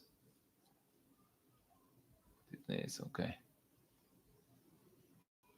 Okay, so here's like a comment that I left on her channel a year ago about like liberals, and that liberals should recognize that Israel is a fascist state. And then she joked around with me. She answered me and she joked around with me. Okay, we were friendly. Okay. Another post, I did a said reaction on this post from December of 2023. Okay. Here she was commenting about Zionists celebrating the genocide in Gaza with a barbecue. And I said, and I strengthened what she said. I said, totally, let's murder cows and chickens and then eat their corpses to celebrate the fact that we murdered Palestinians. This entire planet is murder upon murder upon murder, and all murderers are proud of their actions and continue like nothing happened. And she didn't like this comment. You know why she didn't like this comment? Because she also eats the corpses of cows and chickens. Like, she wrote some posts about her like dabbling with veganism, blah blah blah blah blah blah blah, but she's not a vegan. And she eats, I don't know exactly what she eats because she's vague about that as well. But this is one of the things that turned me off, you know. When I became, the more I became a militant vegan, the more I became strong in my conviction that cows and chickens should not be murdered for a sandwich, or raped for a sandwich, or enslaved for a sandwich. The more it turned me off that justice, you know, social justice activists also eat the corpses of cows and chickens, okay, or pay for the rape of cows, or pay for the grounding of male chicks by eating eggs, you know, like this. So it turned me off. So I wrote this comment to like be on her side, okay, to be on her side, but nudge her in the direction of veganism. She did not like that comment, okay, she didn't like it. Okay, hold on. Okay. So then came this post in March, 5 months ago. And this was when, right after the movie No Other Land won the Oscar. And she says in this post the following. She says, the criticism, which we must admit is weird, of the BDS movement, you see it's written here, BDS, of the BDS movement, about the movie No Other Land, opened an inter-Palestinian, like intra-Palestinian discussion, a lively discussion about its accusation of normalization. Okay. And the discussion about the place of the Jews, of Israeli Jews within the Palestinian struggle. But inside this discussion, it's important that we Israeli Jews also remember that even if BDS is sometimes guilty of ideological rigidity, still it has a political significance and also strategic and moral significance. First of all, because it reminds the world and also to us that Israel is not a normal state and that it should not be regarded as such. So you see the trick here, the manipulative trick here, and as you will come to find out, she is a master of rhetorical manipulation. So she is pretending as if she is defending the BDS and saying something in favor of the BDS, but in actuality, her actual goal in this article from 972 magazine, by the way, is to discredit the BDS and present them as lunatics and present them as people who do not understand what they're talking about and are just purists and extremists and they have ideological rigidity and blah blah blah blah blah. And here is what I wrote to her in response to her full article, which kind of went against, like, not kind of, which actually went against the BDS and tried to frame them as, you know, extremists. Okay? So I said, I read with full attention the detailed document that PACBI released about this film, which is a list of frequently asked questions and serious and constructive answers for all those questions. And I say, this is a document that you refer to in your article. I got the impression, like every single time in the past where I looked at texts that were released by the BDS movement in any single subject, that it is a text that goes in depth, is precise and nuanced, and explains well the array of considerations, both on a principle level and on a tactical and strategic level, and what their declaration means and what it doesn't mean. So, okay, I will not read to you all the comment that I left, but I think you can already get the impression that I'm trying to criticize her article in a constructive way, in the most constructive way that I can, and I try to speak about the issues in the most constructive way that I can. But, and I'm also saying that the BDS is constructive, okay? But I'm saying that her article is not constructive. This is the article that I found weird and regrettable and detached from reality, which is things that she said about the BDS movement, okay? And also false in a number of central points. So I said to her that she said false claims, that she spread false claims in her article. And I know that this is an accusation, okay? But what can I do? Okay, she said false claims. For example, the claim that the declaration of the PACBI was met with extreme criticism from Palestinians, from end to end, by all Palestinians, which you didn't even bother bringing evidence for, maybe because on some level you knew that you were claiming it with no factual basis, because it wasn't true. Because it wasn't true. Because the BDS are Palestinians, for example, and a lot of Palestinians supported the decision of the BDS to, criticize this movie, No Other Land, for normalization.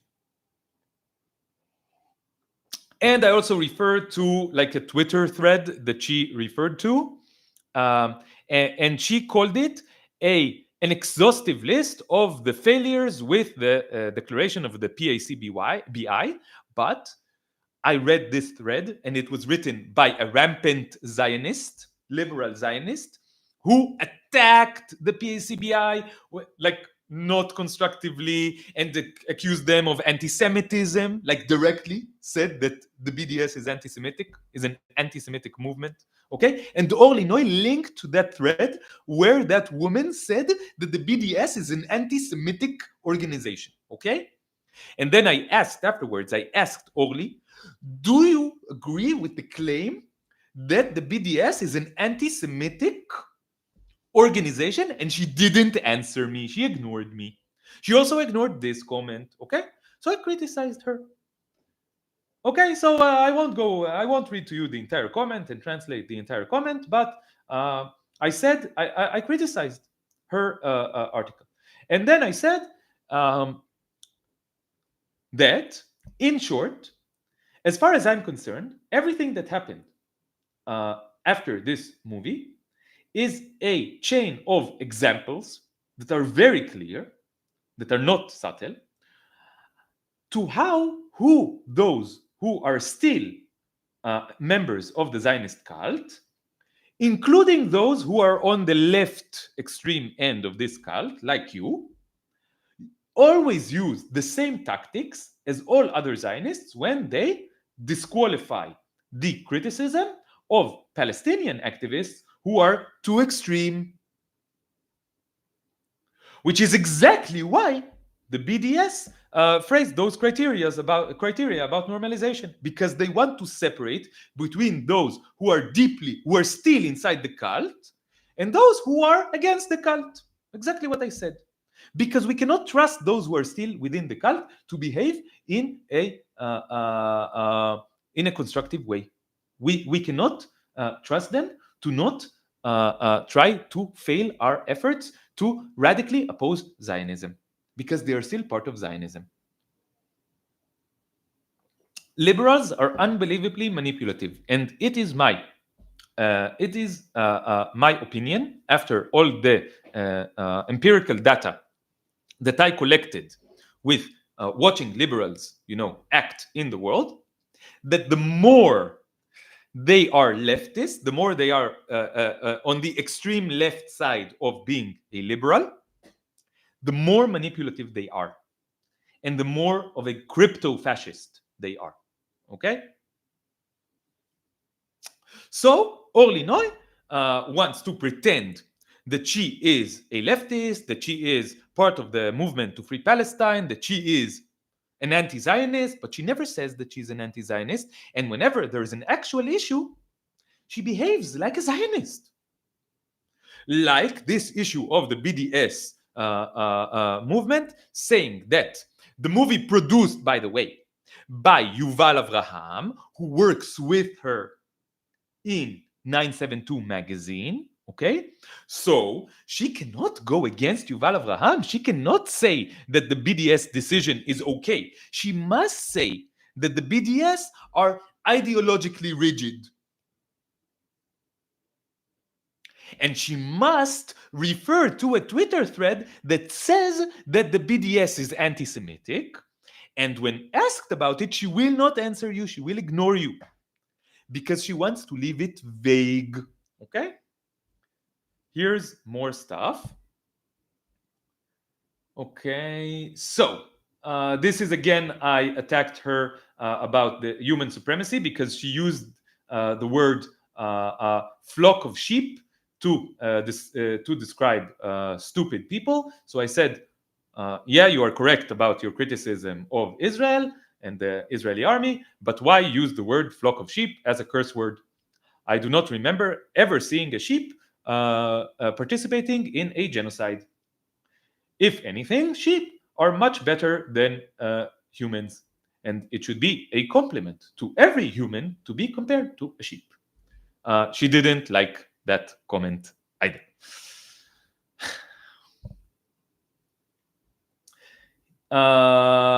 Okay. Oh, and on the post where she wrote about the curves of Jerusalem, she also wrote about those older Jerusalemites, Jewish Jerusalemites, who always had a smile on their face and were not as nasty as the current Jerusalemites who are, overt fascists. So I wrote to her, I don't understand this this nostalgia about the good old country of Israel. Like the same people you talk about, those old Jerusalemites, weren't part of the Nakba, didn't participate in the Nakba already in 48. Like they weren't all part of the army that oppresses Palestinians since then and until today. Like they didn't torture prisoners in the middle of Jerusalem, in a prison in the middle of Jerusalem decades ago. And she says that now she feels that Jerusalem changed, and but Jerusalem used to be good. Okay, she loves Jerusalem. Okay, she is a Jerusalemite, a proud Jerusalemite. Okay, and I said that I don't understand why she talks about those who speak with ha and ah because they are of Arabic origin and have a smile on their face, like they're not part of this colonialist, oppressive, racist, genocidal project. And they are. And then I said the only way to finish the oppression from the river to the sea is to dismantle the state of Israel, which is the product of the Zionist project, completely, and replace it with one democratic state, which is equal, with equality and justice for all. All of these discussions about how it used to be better distract everyone from the simple but critical fact, from this simple but critical fact, and, in my opinion, support the continuation of the Zionist project. That is, they are an integral part of the oppression of the Palestinians and the genocide that you supposedly object to. And this got 11 likes, and this really upset her. This really upset her. This comment, where I say that she is actually part of this cult, because I analyzed her text and saw right through her poetic writing, she really got upset with this, that I attacked her like this, okay? And then at some point, I wonder if I have it here. At some point, I just asked her. No, it's not here. No, it's not here. So at some point she wrote, I don't remember because I don't have everything here. But at some point, I just wrote to her, I've been reading what you've been writing for 15 years, and I don't know exactly where you stand. Are you a Zionist or an anti-Zionist? Do you support one democratic state for all inhabitants between the river and the sea called Palestine and the full right of return for Palestinians? And she ignored me.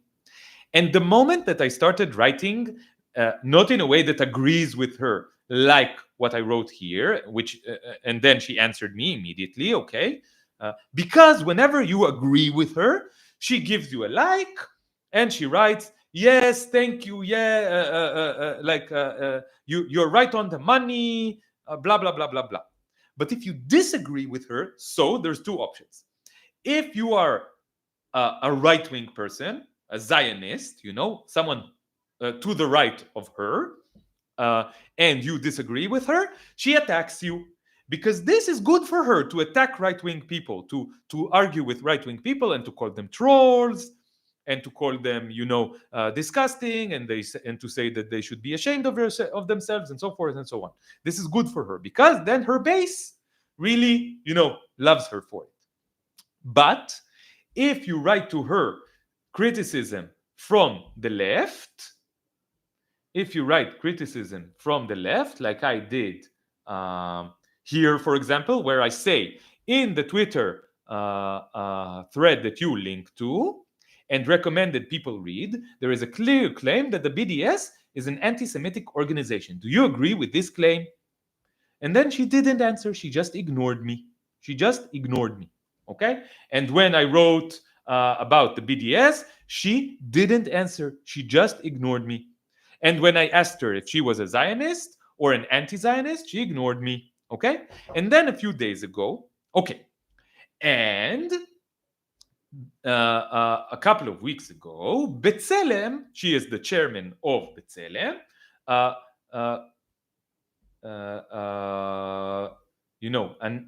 published their report about our genocide. And I did a video where I analyzed this, and I also explained a few things about Illinois. Okay? And I said that this was a liberal Zionist report whose goal is to give liberal Zionists a way out, to give liberal Zionists a way to wash their hands of their active support of the genocide or silence in the face of the genocide and say, no, we were misled by an extreme right-wing government. We were lied to. The trauma of the 7th October, this is all in the B'Tselem report, okay?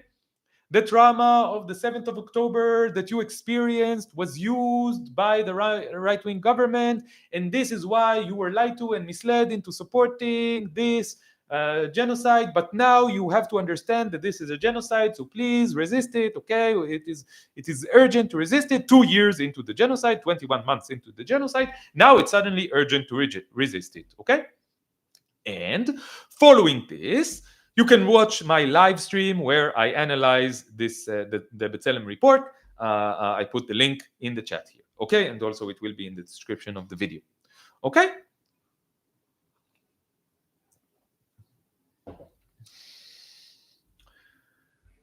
How long has the live stream been on? When did it start? 2 hours and 15 minutes ago.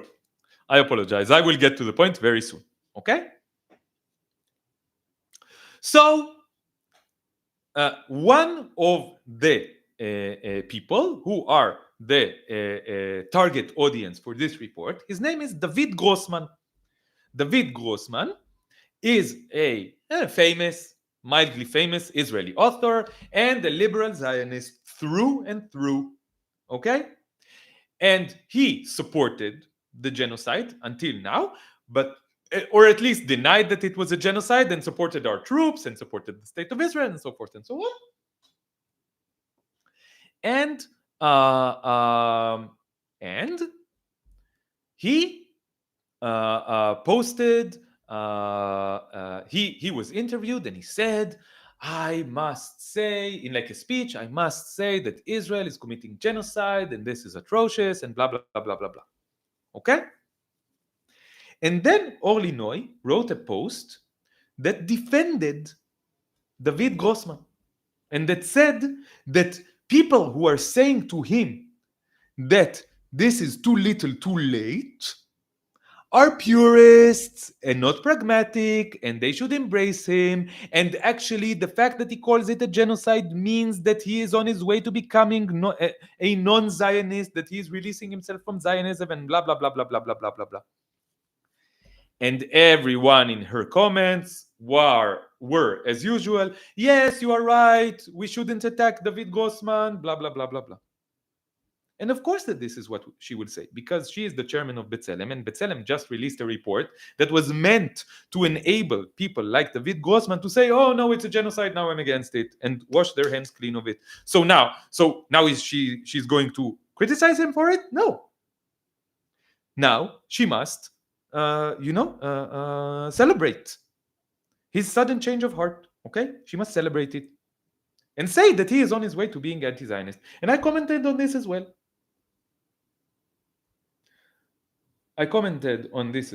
And I said, to me, all these declarations by David Grossman and people like him sound exactly like an attempt of liberal Zionists to save their reputation in front of the rest of the world, because they understand that the world is treating Israel rightfully like Nazi Germany and Zionism like Nazism, and on a collective level, they want to save the Zionist project that they are an integral part of.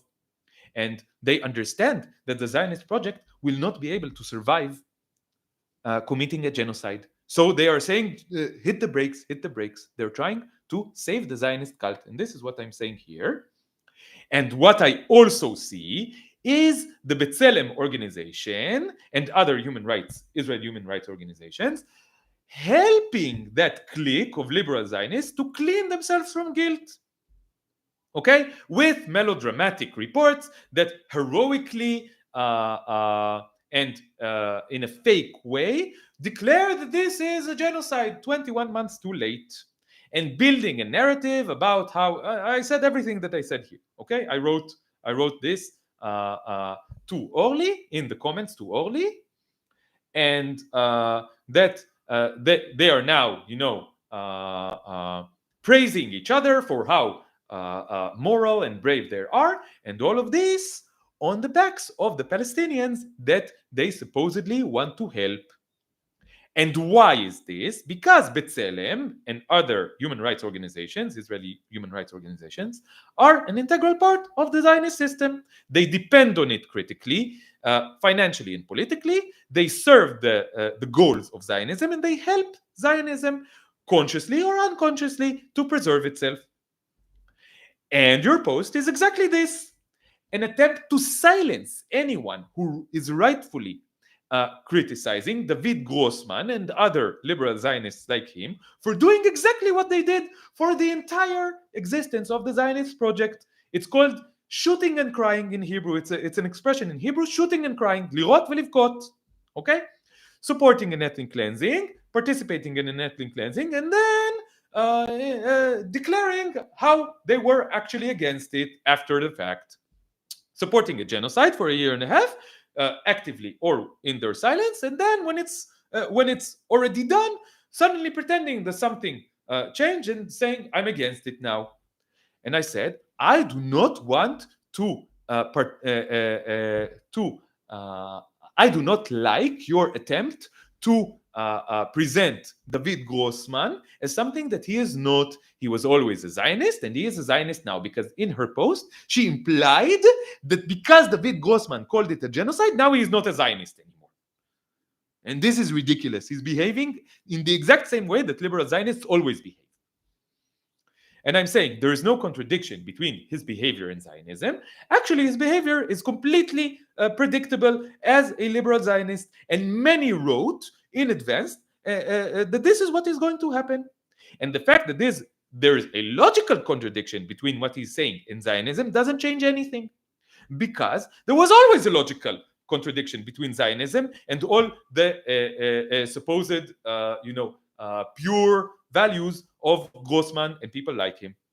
And this is the final paragraph. And all this makes me wonder, where are you, Orly Noy, the chairman of B'Tselem, in all of this? What is making you write posts like this, whose goal is to make the distinction between those who are still members of the Zionist cult and those who decided to go against it, to make this distinction less clear and to make this distinction vague? So I'm asking you directly, and not for the first time. In the previous 3 times, you ignored me. Are you a Zionist or are you an anti-Zionist? I would appreciate a simple and direct answer. And this got 4 likes, okay? And other people also were upset with what she wrote and said, what do you mean? He's just trying to wash his hands. They could see through this. And some of them got 10 likes or 15 likes. And this is something that she cannot tolerate.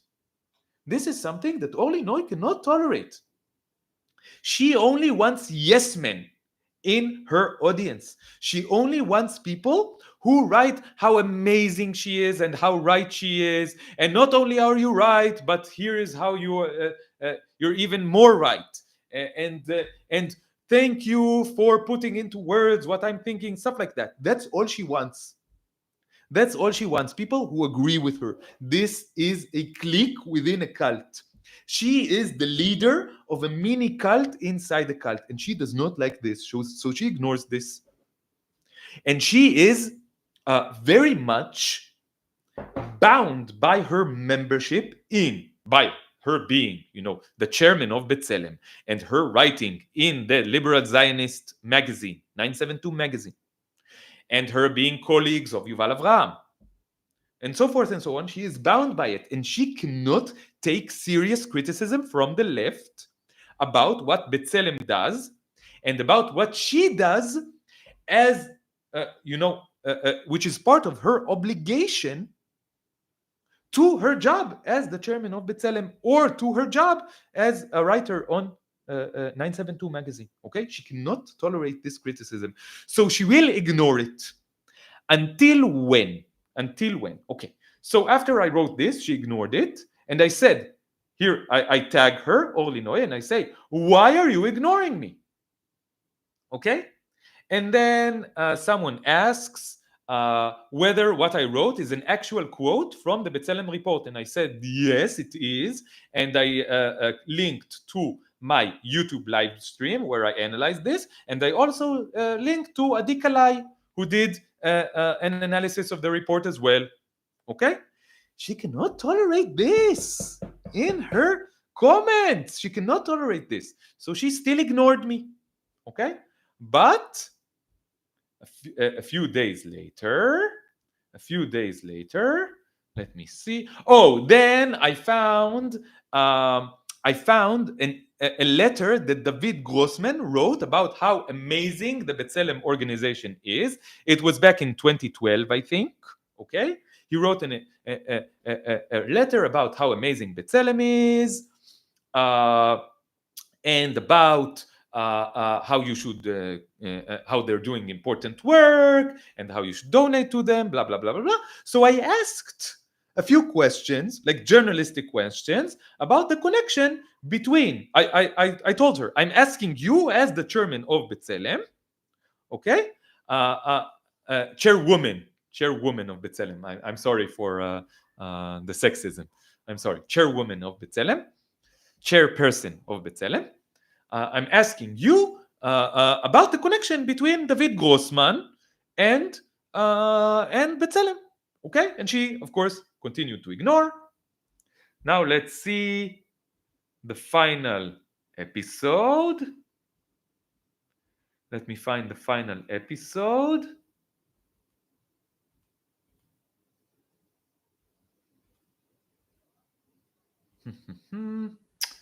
Where is it? Where is it? Hold on. 2025. Here it is. Okay.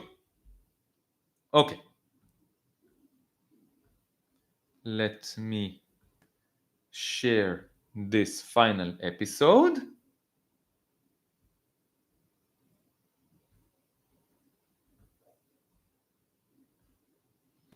So, yesterday, Orly Noy posted about Eva Iluz. Eva Iluz is a supposed leftist. She's a liberal Zionist, and she wrote a disgusting article full of liberal Zionist propaganda. And Orly Noy wrote how shameful her article is, how disgusting her article is, how she's manipulative, blah blah blah blah blah. And Tamar read this post to me. She did a dramatic reading of this post to me. And every sentence I stopped Tamar and I said, how is Orly Noy different? How is Orly Noy not guilty of the same things that she is criticizing Eva Iluz on, only in a more subtle way? So here is what I wrote to her. I wrote to her this. Criticizing the stupid things that people like Iluz write is easy. Anyone who is not completely, who is not a complete captive in the Zionist narrative can see directly and immediately through the lies and distortions. What is more difficult and also more important is to present clearly and unapologetically the position and the vision that is opposed to Eva Iluz's position. A complete dismantlement, a complete and immediate dismantlement of the Zionist project, of the Zionist ideology, and of the state of Israel, which is the product of this project, and replacing it with one democratic state called Palestine for all inhabitants between the river and the sea, where everyone enjoys freedom, equality, and justice, including, of course, a full right of return for all Palestinian refugees as part of a redistribution of the resources to compensate as much as possible the Palestinians for the injustice that they have been the victims of for a century. I tried to ask you, and there I tag her, Orly, several times already, in several different ways. Do you share this vision? And every single time you ignore me. But that will not stop me from continuing to ask, what is your position about the vision that I presented? Do you share it? And finally, I got a reply from Orly Noy. Are you ready? Are you ready to see what Orly Noy so graciously wrote to me in reply? Let's see. Let's see what she wrote to me. She says, Alon, comma. Okay. So it's a joke, a running joke that Tamar and I have, that Zionists and other forms of fascists love to start their condescending comments to you with your name. It's very, very condescending. They go, Alon. Alon. Maggie is saying, oh God, lol, Alon. It's already bad. Yes, exactly. She says, Alon. Please notice this. They love doing it. Alon, listen. Yes, exactly. Listen. The reason that I always ignore your trolling,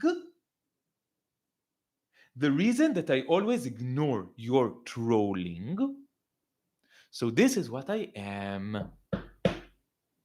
A troll. Orly Noy thinks that I am a troll for challenging her and for challenging the Zionist cult unapologetically and uncompromisingly and clearly and directly. So Orly thinks that I'm a troll because I dared criticize her, because I dared ask her what her actual positions are. The reason that I always ignore you, and please, okay. The reason that I always ignore your trolling, and with a lot of patience and tolerance, I'm very tolerant and patient. this is what she is passively aggressively saying, that she is very tolerant of my trolling,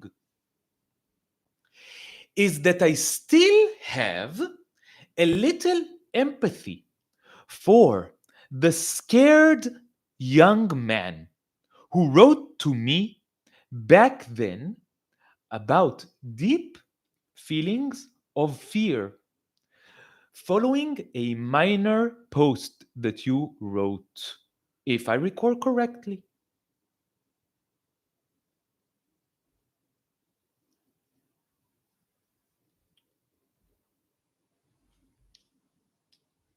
It hurts, it's disgusting, it hurts. She is condescending, she is patronizing, and she is trying to humiliate me. And I want you to notice the similarity, the striking similarity. I'm not finished yet, I'm only in the second sentence, okay? The striking similarity between the tactics used by Orly Noy and the tactics used by our other bully friend, the Shadow. What did the Shadow do? He looked at my tooth, saw that my tooth is not white. He knew that I was self-conscious about it, and he went straight for the kill. And he attacked me where he saw that I was most vulnerable. What does Orly Noy do? She attacks me where she sees that I am most vulnerable. Our conversation that we had 20 months ago. She exposes this conversation publicly and calls me a scared young man. And the other thing that she does is present me as a troll. I don't have anything of actual substance to say. I'm a troll, which is not very far away from mentally ill, which is the way that the Shadow wanted to present me. So Orly is more subtle, but she wants to frame me as someone who is not with us, you know? He's not with us. He does not merit a response. I do not, the Shadow doesn't think that I merit a response because I'm mentally ill, and Orly Noy doesn't think that I merit a response because I'm a troll. And both of these are tactics to avoid answering my constructive criticism in a constructive way, to avoid engaging with the actual serious questions that I'm asking. So I still have a little empathy for the scared young man who wrote me back then about deep feelings of fear. Following a minor post that you wrote, if I remember correctly. So it wasn't a minor post. It wasn't that. It was a video that I posted. It was a video that I posted on the 11th of October 2023, a video where I attacked in Hebrew. I attacked the Zionist cult in a direct way. So the post that was shared by Hanoch Down, that famous comedian that sent thousands of people to my Facebook profile and my Instagram page, was a minor post. But the thing that they saw there was a video where for 10 minutes I speak directly, unequivocally, and angrily against Zionism itself and its enslavement of millions of Palestinians and its ongoing oppression of Palestinians and its genocidalness in the most direct way in Hebrew that got around 100,000 watches. Okay? Around 100,000 people watched it, many of them Israelis, because it was in Hebrew and it wasn't translated to English. I reposted it with subtitles on my Instagram profile, actually, back in last October. Okay, last October. Tamar, can you find it and put a link to it in the chat, please? My trusty assistant, Tamar.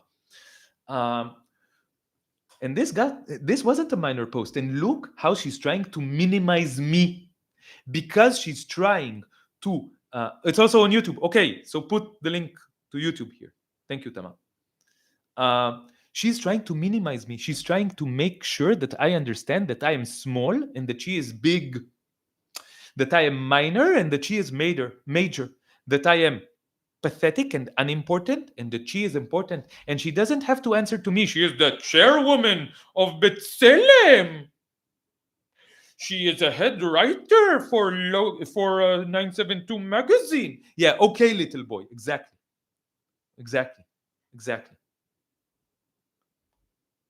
Following a rather minor post that you wrote, if I remember correctly, and the time that I dedicated to you at your request to talk to you and to calm you down. So what does Orly think? That because back in October of 2023 she helped me once, which I appreciate, now I owe her something. Now I owe her to not criticize her and to not ask her direct questions about her actual political positions, and to not put a crank in her veil of denial, to not puncture her bubble. Okay? I owe it to her. And I think that this is the reason that Orly Noy got to the status where she is. Okay? I want to say something way more general about hierarchies in general, and about organizations in general, and about people who get to positions of power.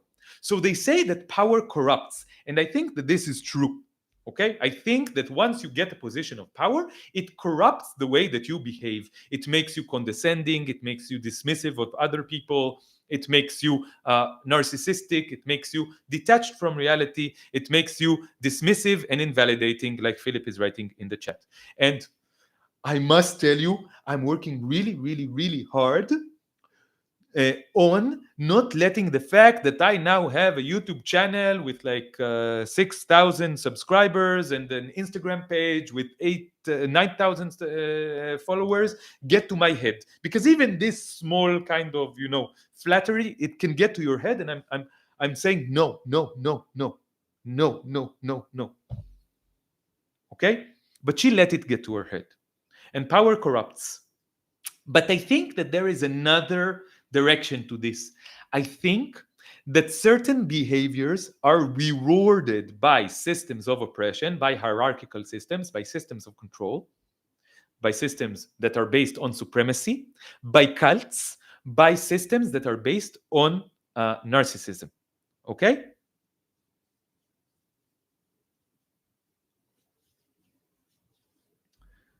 Tamara, I will put the link. I will put the link. Raw reaction anti-Zionist. Let's see. Raw reaction anti-Zionist Hebrew Canaanite. Let's see how easy it is to find. Oh, very easy to find. This is the video. This is the link.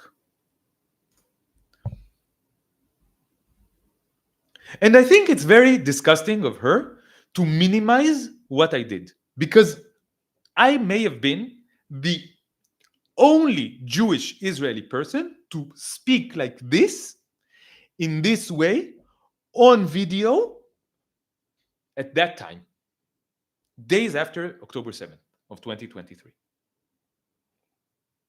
So I don't think it's fair that she is minimizing this. And again, okay, so I was making a point about how there is a complement claim to that power corrupts. I think that corrupted people get power.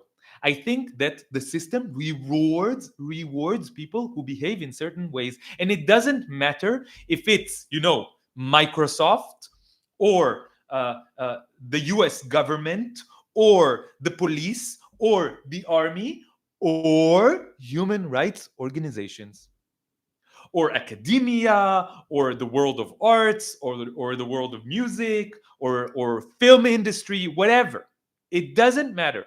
as long as it is a position of power and influence, as long as you can make good money doing it, and Orly Noy gets good money being the chairman of B'Tselem and the writer in 972 magazine, and this money, we will do another episode about where this money comes from, okay? Hint, hint, Rockefeller family, for example.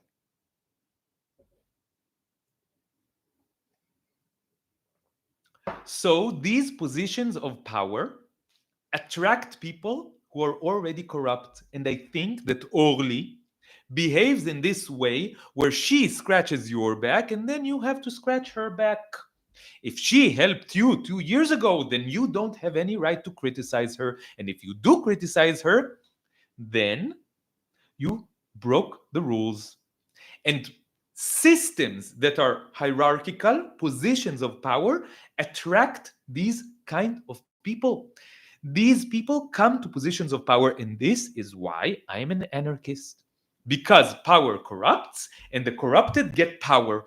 So I am against concentration of power. I am against hierarchical systems. I am against a situation where someone is above someone else, because it always sucks.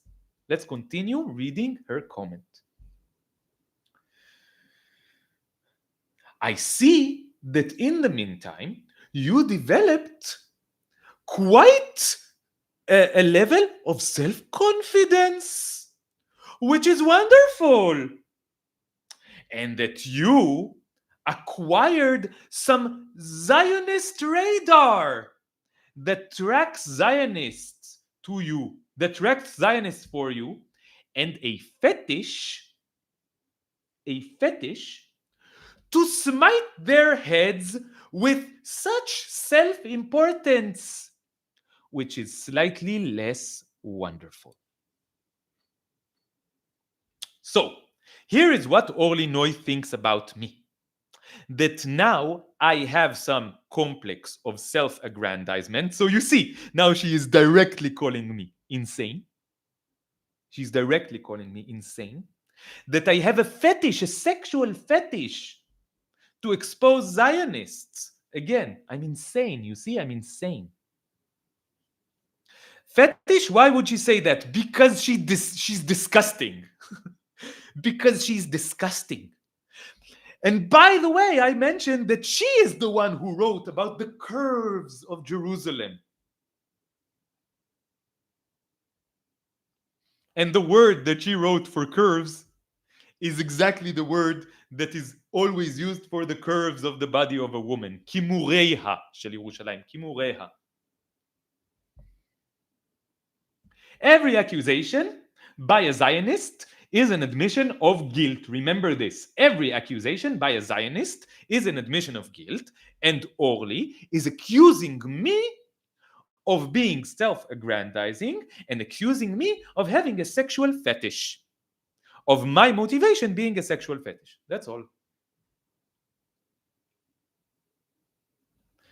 But you see, what is her point? Her point is that I don't know my place. You're small. You don't matter. All you are good for is reading my posts, liking my posts, and telling me how great I am. And if you start to go against me and my clique, you will be punished. How? For example, by me exposing something vulnerable about you, by me exposing that we had a conversation where you were scared and I so graciously helped you, and you are so ungrateful. You're so ungrateful.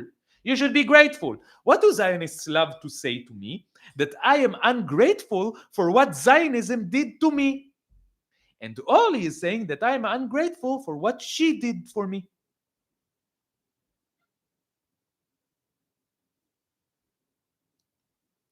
So if you want an answer, know that if you want like treatment, if you want to be engaged, if you want engagement from me, know that my engagement with trolls like you is blocking them. because it's always a waste of space and time. So, congratulations! You got engagement from me. The next time you troll me, you will be blocked.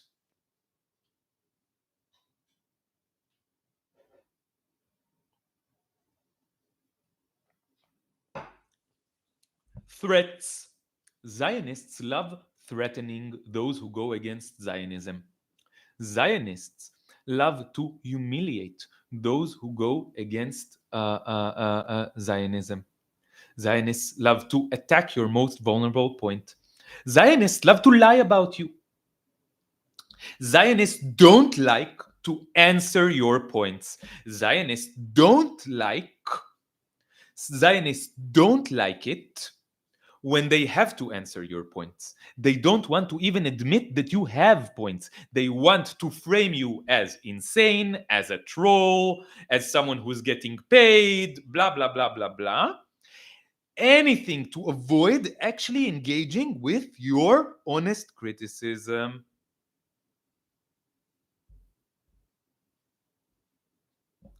And Orly Noy did all of the following. And now you decide whether she's a Zionist or not. And then what I said, let me see if I have a screenshot of that as well. Do I? Do I have a screenshot? Yeah. Okay. So here is what I answered her.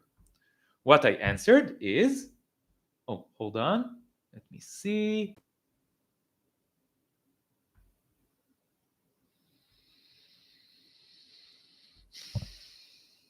Here is what I answered.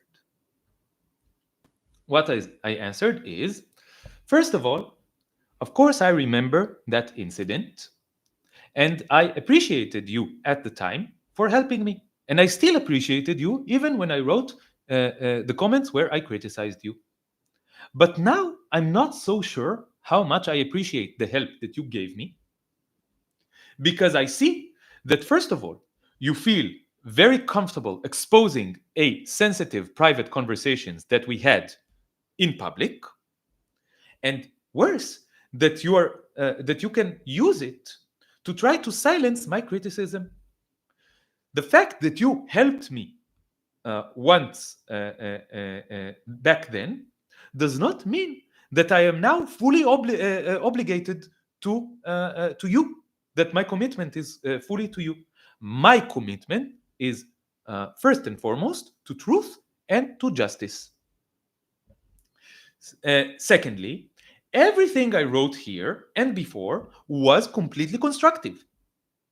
Everything I did in this comment was to ask you questions that I think are critical in the current state of affairs, and that after following your writing for almost 15 years, I still honestly do not know what your answer is to.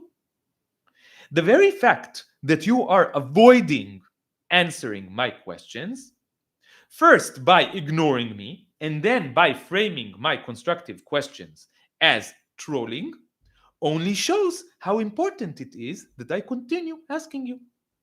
Can you explain what exactly makes my questions trolling? Or better yet, you can just answer them. And I guess I think that after she attacked me in such a disgusting way, I managed to still stay constructive and to answer in a respectful way. But Orly Noy still thought that this was trolling. And this comment led to me being blocked. She blocked me right after. And all the screenshots that you see here is that after I wrote this comment, I frantically found every single comment that I left on her posts ever and screenshot all of it, because I knew that it was just a matter of time before she comes back to Facebook, she sees my comments and she blocks me. Okay? And this indeed is what happened. And by the way, Tamar also commented a little bit about her posts, on her posts in the last few weeks. Okay, she commented about the David Grossman post, and she commented about the B'Tselem report. She commented in a very mild way, not as directly as I did. But Orly Noy blocked her. This all started when yesterday in the morning, okay, we saw her post. I wrote this comment, and then we found out that she blocked Tamar for liking my comment on this post. She blocked Tamar. She can say that I'm a troll, but she cannot say that Tamar is a troll. Okay, but she blocked Tamar. So we knew that it was only a matter of time before she blocks me as well. Why did she feel so comfortable blocking Tamar? Because Tamar doesn't have any status. She can just, block her and no one will even know about it. But she knew that if she blocked me, something might happen, like me doing a 3-hour video, an hour and a half of which is dedicated to showing who she really is. So she was hesitant about blocking me, okay? But after this comment, she could not tolerate it anymore, and she blocked me. Okay, and so Tamar and I did like frantically. We went over, we found all the posts, all the comments, and we did screenshot and screenshot and screenshot and screenshot. Okay, and like at some point, I was like taking some of the last screenshots, and then like my Facebook didn't work anymore, and I was like, okay, I think she blocked me, and then I looked her up on the Facebook search, and I couldn't find her anymore. Okay. So this is the story of how I was blocked by Orly Noy, something that I knew was coming for months now, weeks, for many weeks now. I've been saying to Tamar again and again and again, I wonder when Orly Noy decides to block me, okay? And it happened yesterday. I didn't know that she would write such a nasty comment to me. But you see, the Zionist cult and the servants of the Zionist cult always operate in the same way. There is what you can say and what you can't say. And each faction in the Zionist cult has slightly different rules. But saying that the Zionist cult should be dismantled immediately and completely in an unapologetic way, and saying that anyone who doesn't say this is in some way still involved with the Zionist cult, is a big, big no-no everywhere. Okay? Everywhere. So, whenever you challenge the rules of engagement of the Zionist cult, whenever you say something that you cannot say, whenever you do something that you cannot do,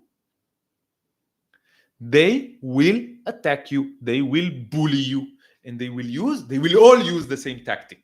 Whether it's the police, whether it's your family, whether it's your friends, whether it's the shadow, or whether it's the chairwoman of B'Tselem organization, Orly Noy. They all use the same tactics. They shame you, they ridicule you, they frame you as a lunatic. They say that you are aggressive. They victimize themselves. They threaten. They realize threats. They sometimes they threaten with physical violence. Sometimes they enact physical violence. Sometimes they police you in the way of removing you from the space. Like Orly Noy, she owns the space, and she blocked me. She removed me from the space, and now I cannot have a voice in the discussion that she leads. Now she can continue uninterruptedly.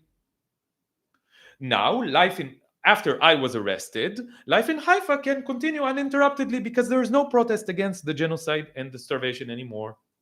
Now my family can continue having dinner uninterruptedly because Alon is not there anymore to mention that Gaza exists and that there is starvation in Gaza.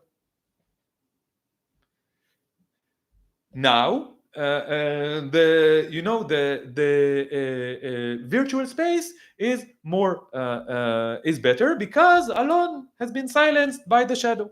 Okay, they always want to silence you. They always want to intimidate you. They always want to show you what the rules are, to make you aware of what the rules are, and to punish you if you dare break the rules. And anyone who is who is still part of the Zionist cult will do this. They will all behave in the same way. And they will all pretend to be the victims afterwards.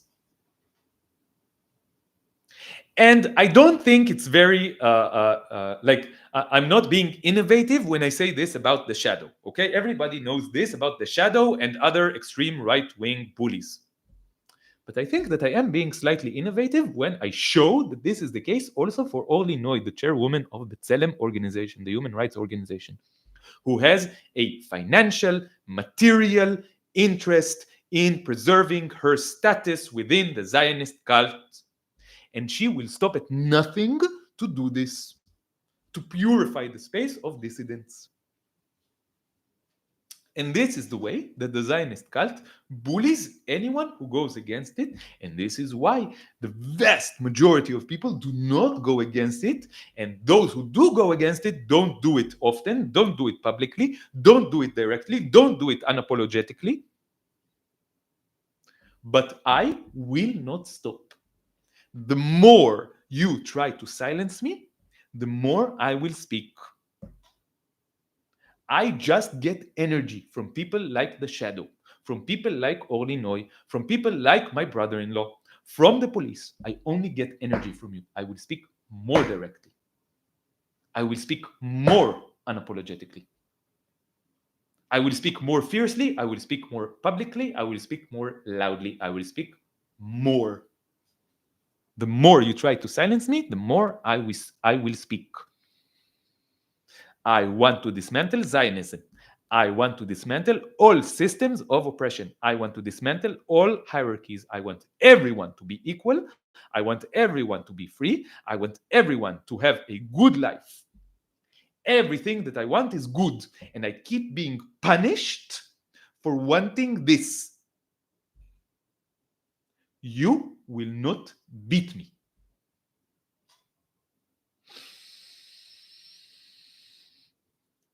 Okay, let's try to make this under 3 hours. It was a long one, but I hope it was an engaging live stream, and I hope that it was educational, because this is my goal here, that you understand how the cult operates. And I will speak about this more and more and more, because I think exposing how the cult operates, I think exposing how the system operates is one of the most critical and effective tools in dismantling it. This, I think the system loves vagueness. The system loves darkness. The system loves lies. The system loves obfuscation and distortion. The system does not love directness, simplicity, the sunlight, honesty, openness. The system does not love it. So this is what I'm going to continue doing. Thank you, everyone, for listening. Down with Zionism, down with all systems of oppression. Free Palestine, free the entire planet, free all living beings. Let everyone be equal and free. Let everyone enjoy justice and all the rights to life and prosperity. Bye-bye, everyone.